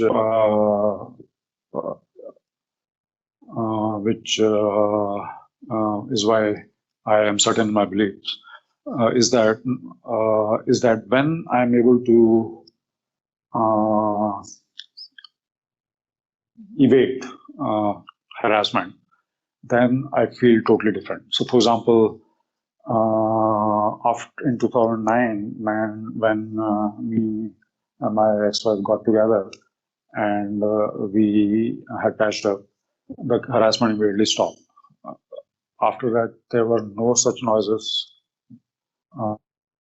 repeated noises harassing me, no tracking and surveillance, no wooziness or disorientation or swollen eyes or feeling of nausea.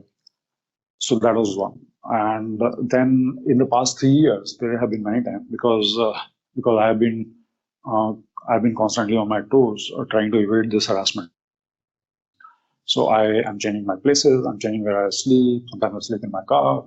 Sometimes I go to an Airbnb. Sometimes I go to a friend's place.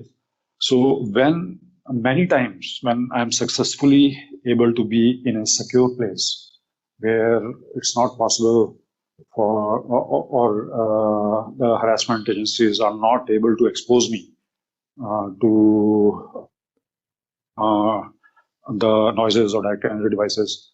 I sleep really well. I wake up refreshed. My body feels entirely different. When you feel secure, right? When you feel secure, you're happier.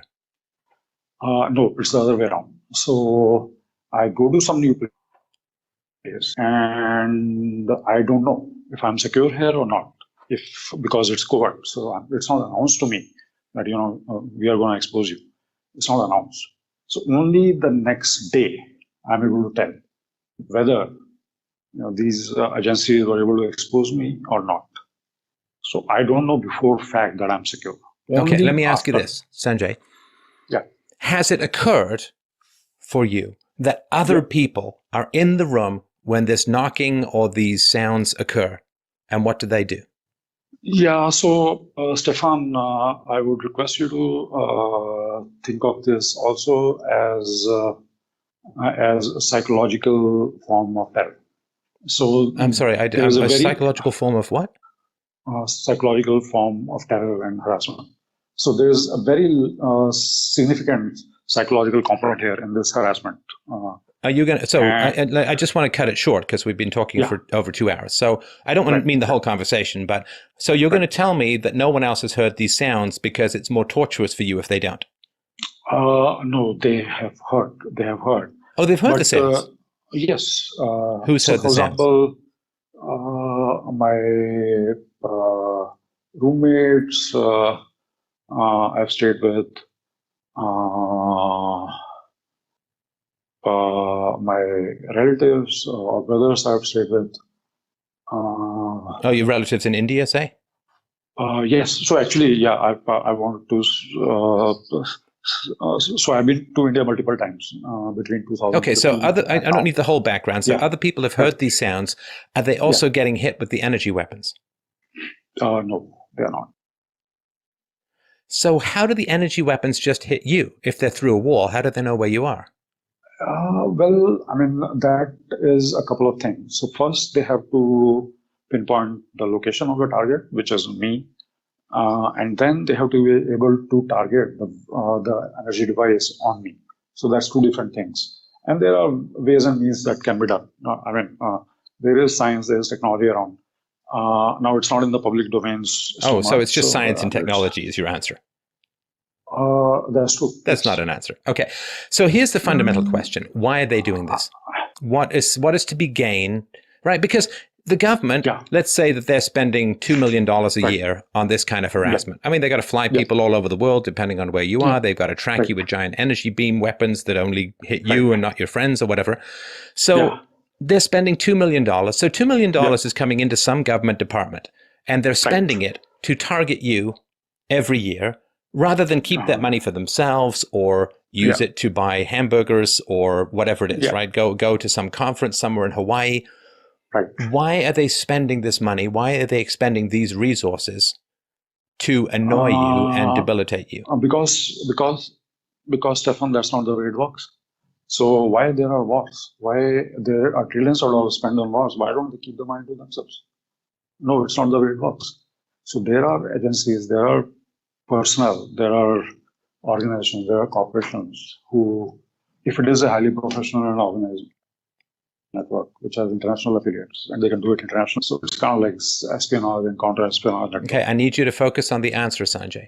Why are they doing this to you? To me, because of the custody battle that we have been going on. I've been fighting. I've been pushing. Why are they doing it to you? Yeah. Because of the custody battle? But you've already lost the custody battle. Why is it continuing? Because I'm going back again and again. I just filed a motion in court. There's no reason whatsoever for me not to have the custody that I had only 2 years ago, 2.5 years ago. So sorry. I just want to make sure I understand this. Sorry to interrupt you. I just want to make sure I understand. So the answer is that the reason that they're doing this targeted harassment is because of the custody battle. Yes, because. So why did it start then before you even had a child? Because that time it was not the custody battle, but it was the separation. So why do they care if you're together with your wife or not? Millions of people get divorced in America every single day, or every single month, or every single 6 months. Hang on, let me finish. Yeah. Millions of people right. get separated, right? Yeah. Millions of people get divorced. Millions of people have custody battles every single year. So why are they focusing on you? Because it certainly isn't the case that everyone who goes through a divorce and a custody battle gets targeted in this way. So why you in particular? Because millions of people who go through divorce don't have a women's shelter organization involved. Sorry, don't have what? Organizations don't have a women's shelter organization involved. They don't have a women's shelter organization. Lots of people have women's shelters involved. Lots of women leave abusive husbands, go to women's shelters, and they make friends with the people in charge of them, and the people in charge of them care to keep these women safe. So yes, lots and lots of people end up with women's shelters involved in their divorces. Okay, so I mean, say if there are 1 million divorces in US every year, so maybe 5% of them. And maybe 5% of them have a women's shelter organization or some such organization involved. And so maybe out of those 5%, maybe only 10% or 15% are the ones who become targets of covert harassment. So that is a small number. And I mean, if a person is a target of covert harassment, it's very difficult to counter this, because this is so highly organized and professional and so difficult to break. But how does a women's shelter get access to international harassment spy rings? Well, they don't. They don't. So women's shelter organizations basically are part of the network of politics. So they have district attorneys on the board. So there's a district attorney's office board. Then district attorneys who are Sorry, who's on the board? The district attorney. District attorney. Okay. Yeah. So district attorney, and what is the district attorney? District attorney is in general view, and district attorney's office is an office which is political, highly political office. And the California, I mean, there's obviously there's politics, and there's a lot of money also in California. And if they end up spending, say, $100 million on these kind of covert harassment, which without any checks or balances or without any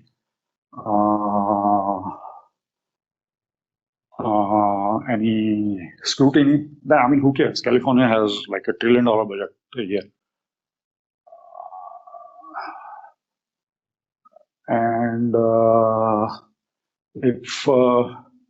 and then because it is highly professional, highly organized, it's very, very likely that this is something which has been developed or is used by national intelligence agencies like CIA or FBI. And it's quite likely that FBI or CIA might actually be cooperating with this, or might actually be doing this. I mean, who knows? I don't know. So why? Hang on. So what is the purpose of harassing you because of the custody battle? What are they trying to achieve? It's an excuse. So, like, for example, what is the purpose of war? I mean, it's an excuse. There's military-industrial complex. They have to deploy their people. They want to make money. They have to build the government. So it's an excuse. And no, but if they hang on. Yeah. I mean, war is horribly profitable, right? So how is it profitable for them to target you, spending millions of dollars in this way? Well, there are two types of profits. One is financial profit, which might not be so much, maybe maybe a few hundreds of millions of dollars every year. But say if there is a harassment agency which is able to form a network, a nexus. Okay, no. I don't, you just go on these rambles. Help me to understand, Sanjay. How is it profitable for them to target you? What do they get out of it? How do they win? Do they want to help your wife? I mean, why? What is their purpose in it? Why are they doing it?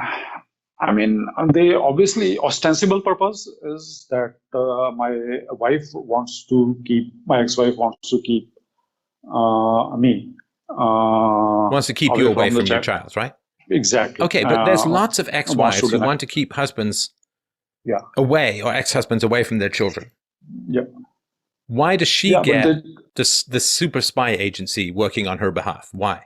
Because they don't have the connections. They don't have the connection. What does that mean? They don't have the connections. They don't have a women's shelter organization backing them to this extent. No, but lots of women go through women's shelters, and lots of women want to keep custody. Yeah. Why does your wife get, in specific, this incredible help in having her retain custody?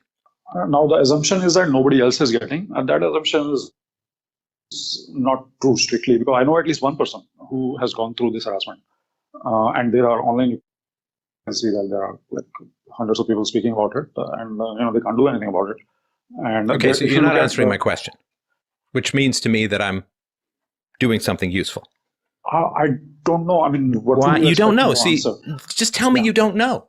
If you don't know, because it doesn't, like, from the outside, the fact that your wife wants custody and therefore you get millions of dollars worth of harassment targeted at you. You understand that's not possibly sustainable. They can't possibly spend that much money for all custody disputes for anyone who might be involved in a women's shelter, right? So they have to be targeting you for some reason. Now, why? No, you have to look at it another way. So you have to, I really don't, but go ahead. Okay. Yeah, I'm sorry about that. But, explanation is complicated. That's why. Or it's not.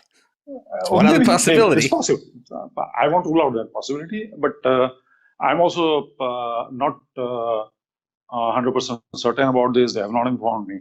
I have not been sent a letter or an email that we are going to do this to you. And until you do this, we'll keep doing this. So there is politics obviously involved.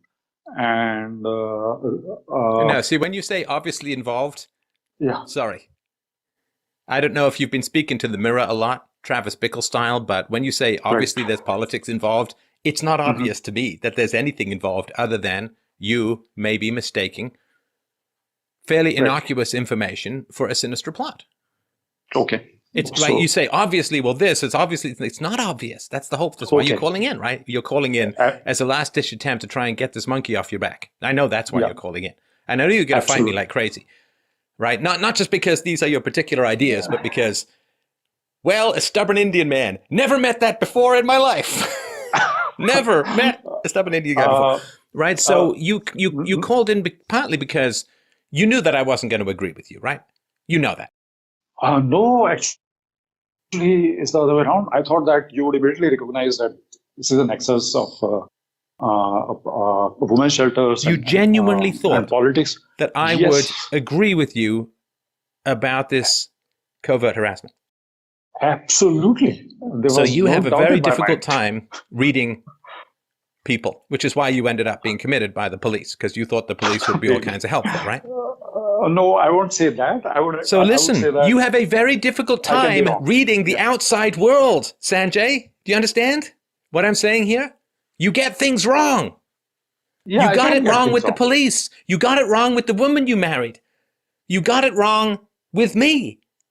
So you got everything wrong, at least a lot of things wrong that you're talking about, but you have this covert harassment totally right. No, I admit that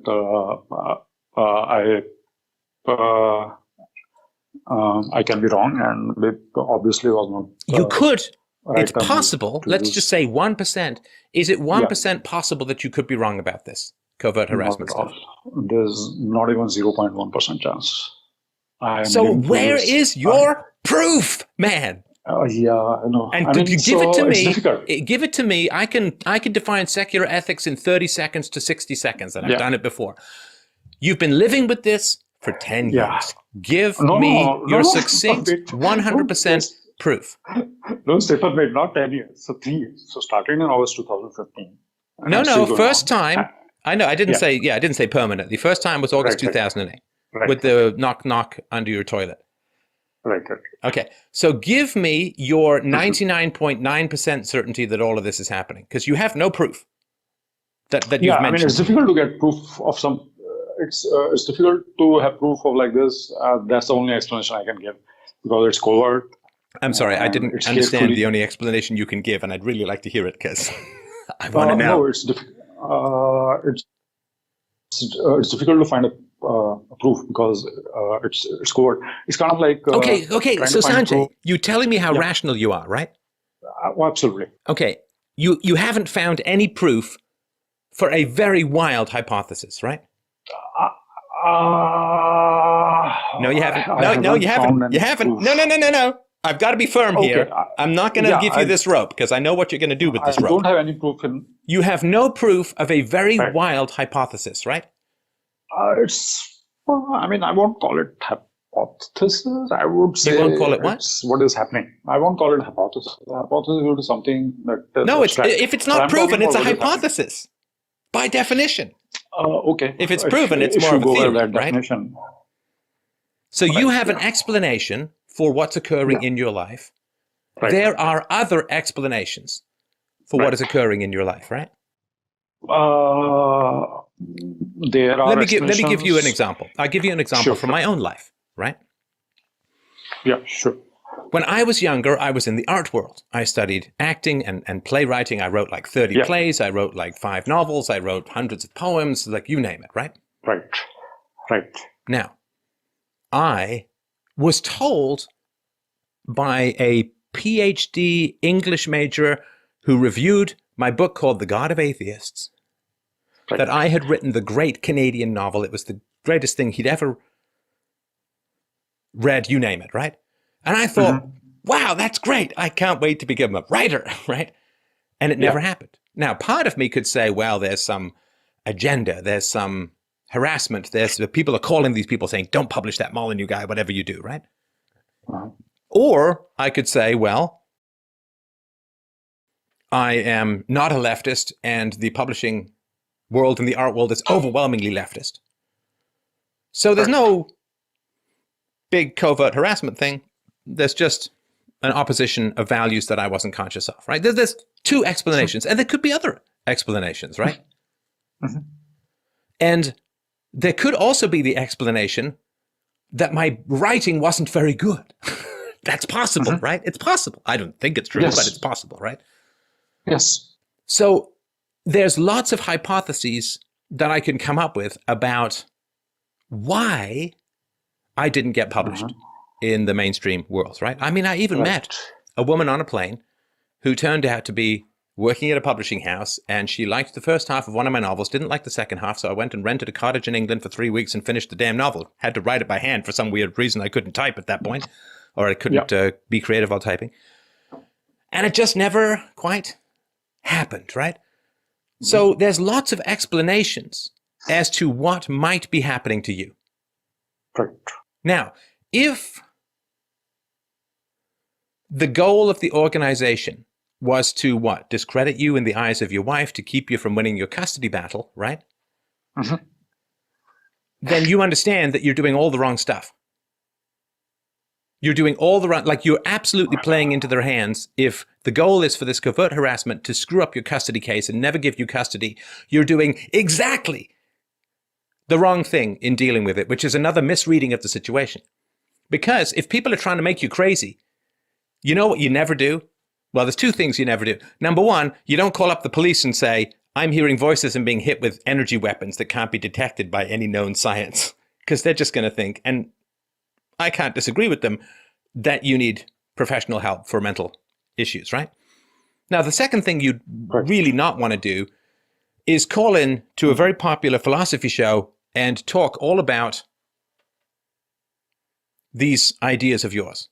Because that is going to broadcast to everyone and their dog that what most people are going to think is the same thing that the police thought, right? Which is that you're going to have some challenges correctly processing sense data in the real world, right? Right. So if your theory is correct, you're going about things entirely the wrong way, which is one indication that deep down you know this theory is not correct, and you're asking for help. You're begging for help that you don't know about. You're begging for help from the police, and you got it. Because when you were put into the institution and you were put on medication, you were symptom-free for a week, right? Well, no, you were. I'm not going to go back and go over this because I know we've got a bit of a moving goalpost situation here, right? Right. I believe that we know everything we need to know about someone within the first few moments of meeting them. And I don't just believe that because I believe it. There's lots of studies to show that out. You can read a whole book by Malcolm Gladwell called Blink. I won't get into all of the data, but they can tell which doctors are more likely to get sued for malpractice from 5 seconds of muffled voice. They can tell which teachers are more popular and successful and effective based on 5 seconds of muffled speech from that teacher. Right. We have incredible processing abilities. And you knew, I bet you, within the first 5 minutes of listening to me, you thought, this guy can throw a rope down the well of where I am and he can pull me the hell out. Now, you're fighting me like crazy, and I understand that. That's perfectly valid and perfectly sensible from a certain kind of standpoint.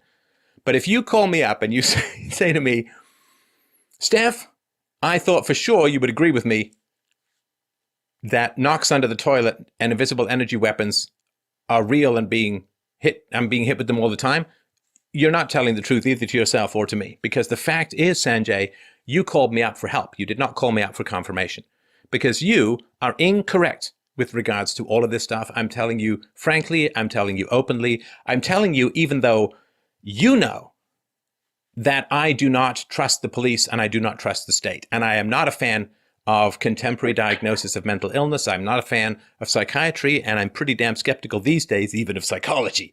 So I agree with you on a lot of things. I agree with you that the government does nasty stuff all over the world. I agree with you that there are harassment programs that the government goes on with you. I agree with you that the police are often corrupt. I agree with you that psychiatry is largely a scam. So there's so much that I agree with you on that I'm not just opposing you on everything. And the reason I'm saying all of this, Sanjay, is because I really, really, really want you to have some time with your daughter that doesn't require somebody looking over your shoulder and making sure you're not telling her that daddy is being subject to covert harassment by state-sponsored and state-funded terrorists. Because you cannot be telling that stuff to your daughter, you understand? You cannot be telling that stuff to your daughter because you have no proof. Maybe not today. Yes, absolutely. Not today, but say after 2 years. No, you cannot tell. Oh my God, you can't tell. You're playing into their hands, even if you believed all of this. This is exactly the wrong thing to say. No, if you believe, like, they're going to listen to this in your worldview, right? These covert harassers are going to listen to this. So you'd be saying, if you really believed in them, you'd be saying, oh no, I'm going to have this conversation with these covert harassers. So of course I'm going to say I'm never going to say it to my kid because she's too young and it's inappropriate, right? Your child is 7 years old, 6 or 7 years old, and you're saying you're going to tell her in 2 years when she's 9 that daddy's being targeted by invisible energy weapons and there are knocks coming from under the toilet. And I mean, come on. You know she can't handle that, and that's not appropriate to tell a child. I'm not putting a time frame on that. I'm not saying, no, I didn't say that I'll be speaking at 9. But let's say in 3 years or 4 years. Okay, you can change the goalpost, dude. You can change the goalpost, but this is unhealthy, right? You said 2 years, now you're saying 3 or 4 years. Okay, so let's say she's 10 or 11 or 12. You cannot tell her that daddy's being targeted with invisible energy weapons that no one can see. You can't do that. Because you have no proof. Confused there. And that's unfair to her. Yes, I agree. You understand? This is why you have supervised visits, my friend. Because you cannot tell her this stuff. And your urge to want to tell her this stuff is destructive to her, which is why you're not allowed to see her unsupervised. So they're winning. Even in your own worldview, they're winning because you're trying to tell her this stuff, which you have no proof for. Not that I'm trying to tell her. I have never actually ever tried to tell her anything. No, don't change the goalposts. I'm not talking about the past. Man, you are a slippery guy. Woo! No, I mean... Sanjay, the well-oiled debate partner. Okay, listen, Sanjay. Let me ask you this. Let me ask you this. Sure. What happens emotionally if this is not true? What happens to you emotionally if nobody really does care about you? If nobody really is following you? If you're not the center of somebody's big plot? What happens to you emotionally? Because I did notice, Sanjay, I couldn't help but notice that this stuff first emerged when you were alone, and I assume lonely. And it happens when you're alone, and I assume lonely. And when you went back to your wife and you weren't alone, and I assume lonely, it went away. And when you were in the psychiatric institution, when you weren't alone anymore, it went away. Right. And it's constantly driving you to solitude because you got to go move to new places. You got to go sleep in your car alone in the middle of nowhere. It isolates you, right? So what happens if this is not true? Just entertain it for a moment, right? Like, I can entertain the idea that I'm a terrible philosopher. Like, what happens if I'm just very glib? What happens if I'm just a sophist? What happens if I'm just verbally acute but fundamentally dense, right? I can entertain all of those possibilities, and I could write... Yes. I can play the devil's advocate position.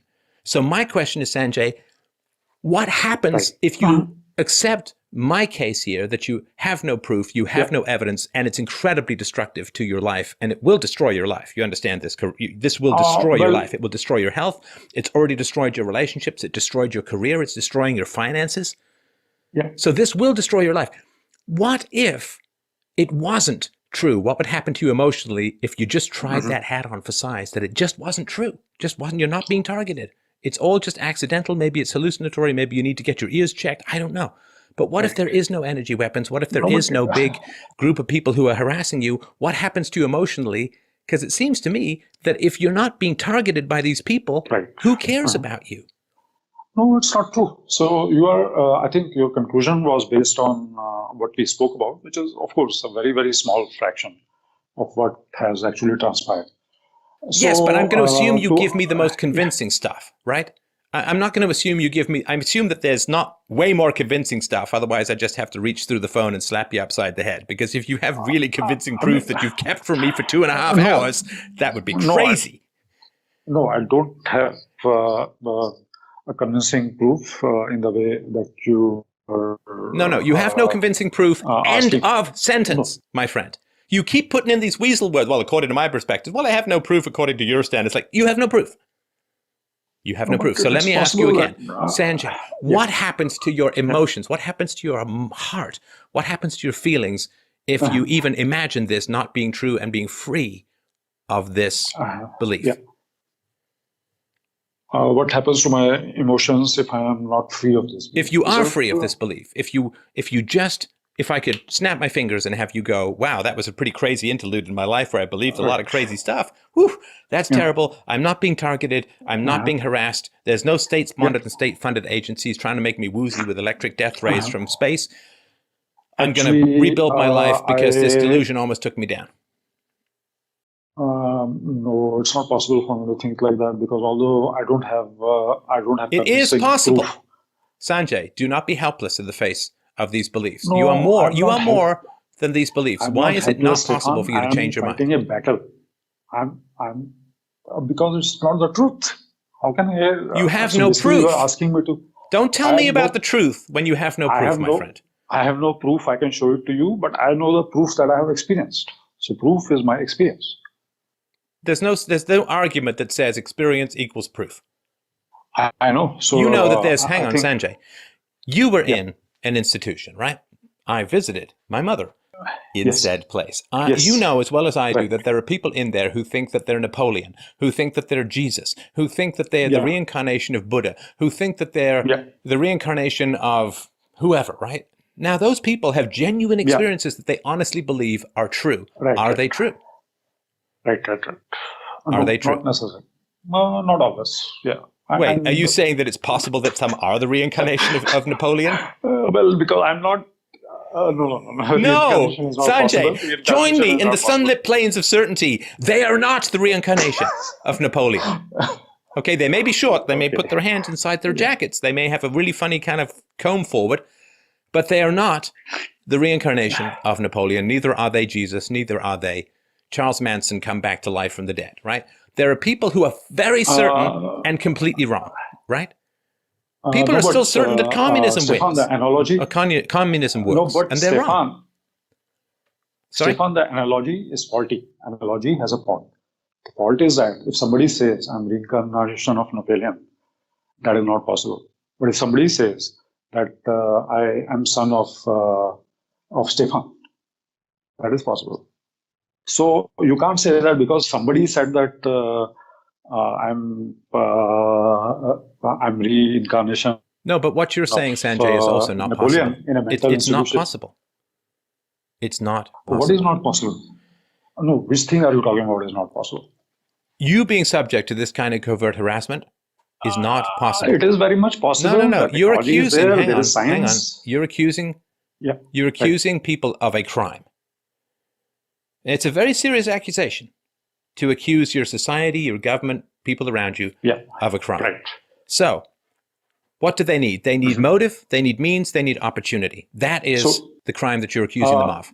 Which is why I've been asking you. No. Hang on. Let me finish. Let me finish, then you can reply. Okay. Yeah. Do they have motive? No, they do not. Do they have means? They do. No, they do not, because the technology that is required does not exist. Yeah. No, it does. It does not exist. You don't know it. It does not exist. It does not exist. Now we are going into an area where we have to have real. Are you telling? No, I'm not going into this. Yes, well, the governments may have stolen it from the belly of spaceships, or like from Alpha Centauri. You're saying that you're being affected by an energy weapon that cannot be detected in any way, shape, or form, even though it's supposed to mess and scramble with your physiology, which means it has a particular wavelength. So you're incorrect about that. I did not say that it cannot be detected. Have you been able to detect Stefan, it? I didn't say that. You said you've been unable to detect it. I said I have been unable. I did not say it cannot be detected. It's difficult to detect. It's difficult to pinpoint. No. It's not detectable. Because it's not detectable. I didn't say it's not detectable. You are saying it's not detectable. It's not detectable because it has to hit a particular wavelength to affect your body. It's not detectable. No. So you're asking for something to affect your body, which is completely undetectable. You can't have it. It doesn't exist. It doesn't exist in reality. It's like saying, I want a sound without any wavelengths. I want light without any wavelengths or photons or anything like that. No, but Stefan, you're putting words in my mouth which I didn't say. I didn't say it is undetectable. I'm saying it is undetectable. It takes multiple You are a instruments. smart guy who is technologically sophisticated. You are a computer programmer. You are unable to detect something which has a very specific wavelength, which you can buy something to detect it for $40 on eBay. Okay, it's undetectable, brother. But that $40 instrument, it magically can't detect only it. In certain. No, only in certain. See, energy is like that, Stefan. It has a wide. It has to be able to affect your body. You understand? So it can't be random wavelength. It has to be a wavelength of such that it affects your body, right? If it's too short, it passes through. If it's too long, I don't know. But anyway, you have no proof. Yes. You have no proof. And you're a smart guy who's been dealing with this off and on for 10 years. Now, if I am looking in a fairly small section of beach for a treasure I say is buried 1 foot under, for 10 years off and on I've been searching, and I say, well, I haven't found it, doesn't mean it's not there. It kind of does. Actually, that analogy is also not correct, because say if you were trying to build a rocket ship, you're also smart. I'm trying to build what? You can't build it. If you're trying to build a rocket ship, and you're a smart person as well, and smarter than me. So if you're trying to build a rocket ship, you can spend your whole life, and single-handedly you cannot build a rocket ship, Stefan. It's not possible. It takes teams. It takes people with specialized skills to be able to build a rocket ship. It takes billions of dollars. Yes, to build a but rocket let's ship. say that I try and build a rocket ship and don't get it right. I still have something detectable called a rocket ship. And even if you say there's all these teams, they still need to hit you with an energy weapon that affects your body, which means it's detectable in some manner. Yeah, but thing with energy is that it starts with 0 gigahertz and goes to hundreds of gigahertz, and there's not. It goes from what? One instrument from 10 yards. Starts from 0 hertz. Starts from 0 hertz. It's wavelength. The wavelength of energy starts from 0 hertz and goes to hundreds of gigahertz. There's not one instrument which can measure. Which can detect the whole, because energy is complicated. Energy has different manifestations. Energy is complicated. Energy has different. I don't feel like you're treating me like I'm smarter than you are. Energy has different manifestations. Sanjay, don't say it's true. Energy has different manifestations. My goodness, I'm shocked. It has because if you look at light, how light much time and energy and money have you spent trying to detect these energy rays? Well, I'm always on my toes, so I don't think on your toes is a scientific argument. No, I meant to say that I'm always trying to evade, so I have to keep moving around all that. No. So Sanjay, the answer is you have not. Listen, you have not spent time, money, and energy trying to detect these rays. Why? Because you're terrified they're not there. It's the same reason you can get a tox screen from a doctor pretty easily. It's pretty cheap. It's pretty. You just have to ask for it. There's a reason why you didn't go to the doctor. There's a reason why and ask for a tox screen. There's a reason why you didn't go to the landlord. There's a reason why you didn't go to your neighbors. There's a reason why you did go to the police, right? Which is, it's very difficult for you emotionally if you're not the focus of all of this attention. If you're just a lonely guy who's been kicked out of his family and who barely gets to see his child and who's been fired last week, you're just a lonely guy that no one's really paying attention to. If you're not part of this whole state-sponsored, state-funded harassment campaign, you're just a lonely guy who's got no wife, who barely has a child, who has no friends, who has no job. You're alone. And I think rather than deal with the pain of being alone, you're making up a whole world where everyone's really focused on you and everyone's really interested in you. Everyone really cares about you. And I've seen this before, Sanjay. But I did not make... I've seen this before. No, but I did not make telling this you up clearly, today, my friend, Stefan. and I'm trying to help you here. I'm trying to save you. Right. Because I've seen how this plays out. And it's horrible. Right. You know what this is going to do to your I'm life, paying the right? price for it, so I know, how bad. Right. No, I'm paying the price for it, so I know. So my mother, it turned out to be bad. Hang on. My mother. There's a reason why I'm spending so much time on this call, right? Right. My mother believes that doctors poisoned her, and that's why she beat her kids, and that's why her life was terrible, and that's why she was unable to sustain a relationship. And she also believes that she was being targeted by unseen, unknown forces, probably from the insurance company. And a car passed by once and it backfired, right? So naturally, she thought, of course, that people were shooting at her. Some graffiti was written in a building across the way from the little apartment building she lives in, she lives in. Some graffiti was sprayed, and she thought it was a message of warning to her to stay away from this topic that she was approaching. And there are a large number of innocuous events that she interpreted as a big conspiracy against her from a wide variety of people who were obsessed with her and focused on her and interested in her and what she did.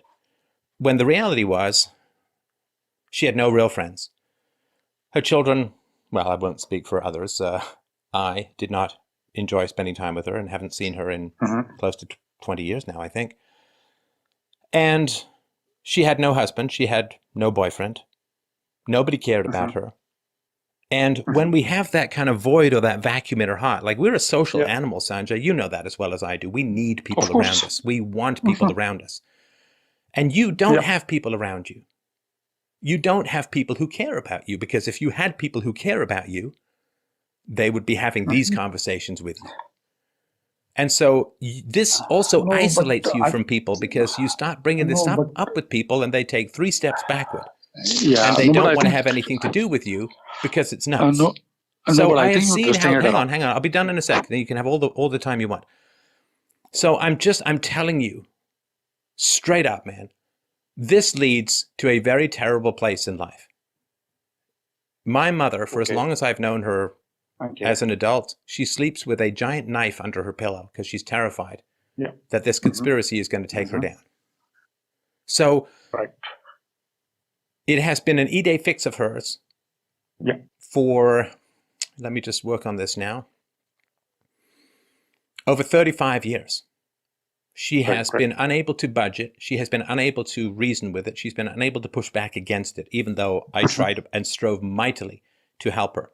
Unsuccessfully, as I fear this will be the case with you. Because maybe you've indulged in this fantasy for so long that it's become such a necessary part of your being that I'm asking you to remove an arm or a leg or an eye to get rid of it. But I'm telling you, if there's any chance that 0.1% of doubt that you might have about what is going on in your life, I'm trying to help you strengthen that 0.1%, because you are very certain without proof.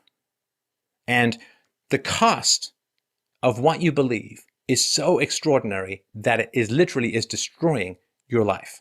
It is destroying your relationships. It's destroying your capacity to be a father.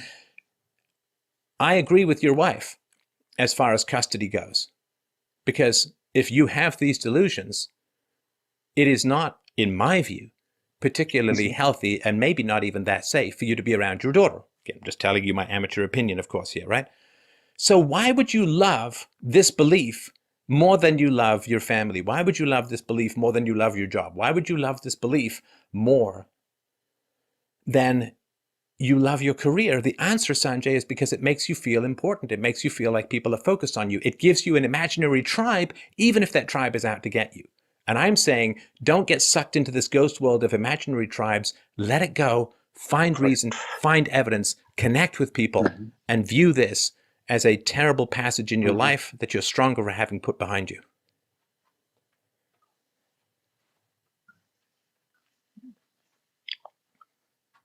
No, because it is a truth. It is the truth. All right. Well, I gave it a shot. I gave it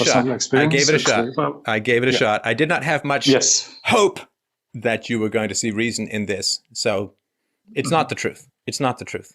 It's not the truth. But you want it to be the truth because the alternative is too painful, and so you're trapped. This belief is what's circling you and attacking you, not objective people and shadowy government conspiracies. No, not really. So when I, for example, went to India. That's kind of binary. All right, well, Sanjay, I gave it a good shot. I certainly wish you the best, although I do not think you will achieve anything positive with this. I gave it a shot, and I knew that there was very little chance of being able to budge you on this, but I will say that I hope it's helpful for other people in the earlier stages of these kinds of beliefs to just let go of these fears and connect with people, because the one thing I've seen in my research on the covert harassment stuff and the gang stalking stuff is people are extraordinarily lonely. And then the only way they can find a target, unfortunately, the only way they can find a connection is with other people who share this belief, and thus it reinforces and it feeds on itself. And the only community they have is other people who share this delusion, which means that their community